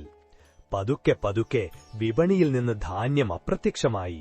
വിലകൾ ആകാശം മുട്ടെ ഉയർന്നു. സമ്പാദ്യമില്ലാത്ത പാവപ്പെട്ടവരും തൊഴിലാളികളും പട്ടിണി കിടന്ന് മരിക്കാൻ തുടങ്ങി. രാജ്യത്ത് സമൃദ്ധിയുണ്ടായിരുന്നു. പക്ഷേ അത് കുറച്ച് ആളുകളുടെ ഖജനാവുകളിൽ ഒതുങ്ങി. എല്ലായിടത്തും തണമുണ്ടായിട്ടും രാജ്യത്ത് ക്ഷാമം പോലെയുള്ള ഒരവസ്ഥയുണ്ടായി. ഇന്നലെ വരെ പരസ്പരം സഹായിച്ചിരുന്നവർ ഇന്ന് പരസ്പരം സംശയത്തോടും അസൂയയോടും നോക്കാൻ തുടങ്ങി. ഇത് കണ്ട് രാജമാതാ ശക്തിയുടെ ഹൃദയം വേദനിച്ചു. സ്ഥിതി പഴയ ക്ഷാമത്തേക്കാൾ ഭയാനകമായിരുന്നു. അന്നത് പ്രകൃതിയുടെ കോപമായിരുന്നു. പക്ഷെ ഇന്ന് ഇത് മനുഷ്യന്റെ തന്നെ അത്യാഗ്രഹത്തിന്റെ കോപമായിരുന്നു. അവർ പൂഴ്ത്തിവെപ്പുകാരെ ശിക്ഷിക്കാൻ കഠിനമായ നിയമങ്ങളുണ്ടാക്കി. പക്ഷേ അഴിമതി അത്രയധികം വർദ്ധിച്ചതുകൊണ്ട് ആളുകൾ കൈക്കൂലി കൊടുത്ത് രക്ഷപ്പെട്ടു. ജ്ഞാനദേവ് തന്റെ ബുദ്ധി ഉപയോഗിച്ച് പുതിയ വിതരണ സംവിധാനങ്ങൾ ഉണ്ടാക്കി. പക്ഷേ ആളുകൾ ഏതെങ്കിലും വഴി കണ്ടെത്തത്തിരുന്നു. പ്രശ്നം നിയമത്തിന്റെയോ സംവിധാനത്തിന്റെയോ ആയിരുന്നില്ല, ആളുകളുടെ മനസ്സ് മാറിയതിന്റെയായിരുന്നു. ഈ പ്രശ്നത്തിന് പരിഹാരം യുക്തിയോ ശിക്ഷയോ കൊണ്ടല്ല സാധിക്കുകയെന്ന് രാജമാതാവിന് മനസ്സിലായി. ഈ മാനസിക രോഗത്തിനുള്ള ചികിത്സ ആത്മീയതയാകുന്ന ഔഷധം കൊണ്ട് മാത്രമേ സാധിക്കൂ. ആളുകളുടെ ഹൃദയങ്ങളെ വീണ്ടും ശുദ്ധീകരിക്കണം. അവരെ നവരാത്രിയുടെ യഥാർത്ഥ അർത്ഥം വീണ്ടും പഠിപ്പിക്കണം. വരാനിരിക്കുന്ന ശരത് നവരാത്രിക്ക് മുൻപ് അവർ രാജ്യത്ത് ഒരു വിളംബരം നടത്തി. ശക്തിപൂരിലെ എന്റെ പ്രിയപ്പെട്ട ജനങ്ങളെ, നമ്മുടെ രാജ്യം ഒരു ഭയാനകമായ രോഗത്താൽ വലയുകയാണെന്ന് ഞാൻ കാണുന്നു. ഈ രോഗം ശരീരത്തിന്റേതോ ധാന്യത്തിന്റെ കുറവുകൊണ്ടുള്ളതോ അല്ല. ഈ രോഗം നമ്മുടെ ആത്മാവിന്റേതാണ്, നമ്മുടെ മനസ്സിന്റേതാണ്. നമ്മൾ ദേവി നൽകിയ വരദാനത്തെ മറന്ന് അവരുടെ അനുഗ്രഹത്തെ കച്ചവടം ചെയ്യാൻ തുടങ്ങിയിരിക്കുന്നു. നമ്മൾ ധർമ്മത്തെ നമ്മുടെ ആഗ്രഹങ്ങൾ പൂർത്തീകരിക്കാനുള്ള ഒരു ഉപാധിയാക്കിയിരിക്കുന്നു. അതുകൊണ്ട് ഈ നവരാത്രിയിൽ രാജ്യത്ത് ഒരു വലിയ ആഘോഷമോ പ്രകടനമോ വ്യക്തിപരമായ പൂജകളോ അനുഷ്ഠാനങ്ങളോ ഉണ്ടായിരിക്കില്ല. ഈ നവരാത്രി പ്രായശ്ചിത്ത നവരാത്രിയായിരിക്കും. ഇത് സേവാ നവരാത്രിയായിരിക്കും. അവർ ആജ്ഞാപിച്ചു, ഈ 9 ദിവസങ്ങളിൽ രാജ്യത്തെ എല്ലാ ക്ഷേത്രങ്ങളും അടച്ചിരിക്കും. ആരും തങ്ങളുടെ വീടുകളിൽ വ്യക്തിപരമായ പൂജകൾ ചെയ്യില്ല. പൂജയുടെ ഒരേയൊരു രൂപം സേവനമായിരിക്കും. കഴിവുള്ള ഓരോ വ്യക്തിയും, അവൻ എത്ര വലിയ പണക്കാരനോ ഉയർന്നവനോ ആകട്ടെ, ഈ 9 ദിവസവും രാജ്യസേവനത്തിലേർപ്പെടും. ഒന്നാം ദിവസം ശൈലപുത്രി ദേവിയുടെ ദിവസം. നമ്മളെല്ലാവരും ചേർന്ന് മലകളിൽ പോയി പുതിയ മരങ്ങൾ നട്ടുപിടിപ്പിക്കും. അതുവഴി നമ്മുടെ ഭൂമി ഉറപ്പുള്ളതും പച്ചപ്പുള്ളതുമാകും. രണ്ടാം ദിവസം ബ്രഹ്മചാരിണി ദേവിയുടെ ദിവസം. നമ്മളെല്ലാവരും ചേർന്ന് വറ്റിവരണ്ട കുളങ്ങളും കിണറുകളും വൃത്തിയാക്കുകയും കുഴിക്കുകയും ചെയ്യും. തപസ്സുപോലെ നമ്മൾ ശ്രമദാനം ചെയ്യും. മൂന്നാം ദിവസം ചന്ദ്രഘണ്ഠാദേവിയുടെ ദിവസം. നമ്മളെല്ലാവരും നമ്മളുമായി വഴക്കോ മനോവിഷമമോ ഉള്ളവരുടെ വീടുകളിൽ പോയി അവരോട് ക്ഷമ ചോദിച്ച് നമ്മുടെ മനസ്സ് ശാന്തമാക്കും. നാലാം ദിവസം കൂഷ്മാണ്ഡദേവിയുടെ ദിവസം. നമ്മളെല്ലാവരും നമ്മുടെ സർഗാത്മകത ഉപയോഗിച്ച് പാവപ്പെട്ടവർക്ക് വീടുകൾ നിർമ്മിക്കുകയും അവർക്ക് വസ്ത്രങ്ങൾ തുന്നുകയും ചെയ്യും. അഞ്ചാം ദിവസം സ്കന്ദമാതാദേവിയുടെ ദിവസം. നമ്മളെല്ലാവരും രാജ്യത്തെ അനാഥരായ കുട്ടികളോടൊപ്പം സമയം ചെലവഴിക്കും. അവർക്ക് ഭക്ഷണം നൽകുകയും മാതാപിതാക്കളുടെ സ്നേഹം നൽകുകയും ചെയ്യും. ആറാം ദിവസം കാർത്യായനി ദേവിയുടെ ദിവസം. നമ്മളെല്ലാവരും ചേർന്ന് ഗ്രാമത്തിലെ വഴികളും റോഡുകളും അഴുക്കുചാലുകളും വൃത്തിയാക്കും. നമ്മുടെ ചുറ്റുമുള്ള അധർമ്മത്തെ, അതായത് മാലിന്യത്തെ ഇല്ലാതാക്കും. ഏഴാം ദിവസം കാളരാത്രി ദേവിയുടെ ദിവസം. നമ്മളെല്ലാവരും രാത്രിയിൽ ഉണർന്നിരുന്ന് രോഗികളായവരെയും ആരുമില്ലാത്ത വൃദ്ധരെയും ശുശ്രൂഷിക്കും. അവരുടെ ഭയം ഇല്ലാതാക്കും. എട്ടാം ദിവസം മഹാഗൗരി ദേവിയുടെ ദിവസം. നമ്മളെല്ലാവരും ചേർന്ന് ഒരു വലിയ യജ്ഞം നടത്തും. അതിൽ ഓരോ വ്യക്തിയും തങ്ങളുടെ ഏറ്റവും വലിയ ദുർഗുണത്തെ ആഹുതി നൽകുകയും മനസ്സിനെ ശുദ്ധീകരിക്കുമെന്ന് പ്രതിജ്ഞയെടുക്കുകയും ചെയ്യും. ഒൻപതാം ദിവസം സിദ്ധിദാത്രി ദേവിയുടെ ദിവസം. എല്ലാ പൂഴ്ത്തിവെപ്പുകാരും തങ്ങളുടെ ഗോഡൌണുകളുടെ വാതിലുകൾ തുറന്ന് തങ്ങളുടെ അധികമുള്ള ധാന്യം മുഴുവൻ രാജ്യത്തെ വിശക്കുന്ന പ്രജകൾക്ക് നിസ്വാർത്ഥമായി വിതരണം ചെയ്യും. അതുതന്നെയായിരിക്കും അവരുടെ പൂജ, അതുതന്നെയായിരിക്കും അവരുടെ സിദ്ധി. രാജമാതാവിന്റെ ഈ പ്രഖ്യാപനം കേട്ട് രാജ്യത്ത് വലിയ കോളിളക്കമുണ്ടായി, പ്രത്യേകിച്ച് ധനപാലിനും അവന്റെ പണക്കാരായ അനുയായികൾക്കുമിടയിൽ. അവർ ഇതിനെ എതിർത്തു. അവർ പറഞ്ഞു, ഇതെന്ത് ധർമ്മമാണ്, ഞങ്ങളെ പൂജ ചെയ്യുന്നതിൽ നിന്ന് തടയുന്നു. രാജമാതാവ് അവരെ മനസ്സിലാക്കി. നിങ്ങൾ പൂജയെന്ന് പറയുന്നത് അഹങ്കാരത്തിന്റെ പ്രകടനമാണ്. ഞാൻ സേവനമെന്ന് പറയുന്നത് യഥാർത്ഥ പൂജയാണ്. ഈശ്വരൻ നിങ്ങളുടെ സ്വർണ്ണക്കുട കണ്ട് സന്തോഷിക്കില്ല. ഒരു പാവപ്പെട്ടവന്റെ കണ്ണുനീർ തുടയ്ക്കുമ്പോഴാണ് സന്തോഷിക്കുന്നത്. നിങ്ങൾക്ക് മുന്നിൽ രണ്ടു വഴികളുണ്ട്. ഒന്നുകിൽ സ്വമേധയാ ഈ സേവായജ്ഞത്തിൽ പങ്കെടുക്കുക, അല്ലെങ്കിൽ ഈ രാജ്യം വിട്ടുപോകുക.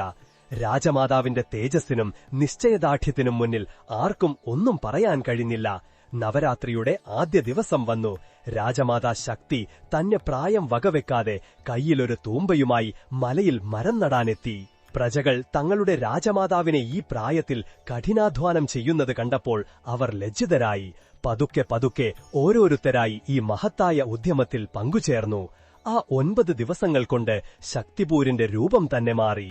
വലിയ സൈന്യങ്ങൾക്കോ ഖജനാവുകൾക്കോ ചെയ്യാൻ കഴിയാത്ത കാര്യങ്ങൾ ആളുകൾ ഒരുമിച്ചു ചെയ്തു.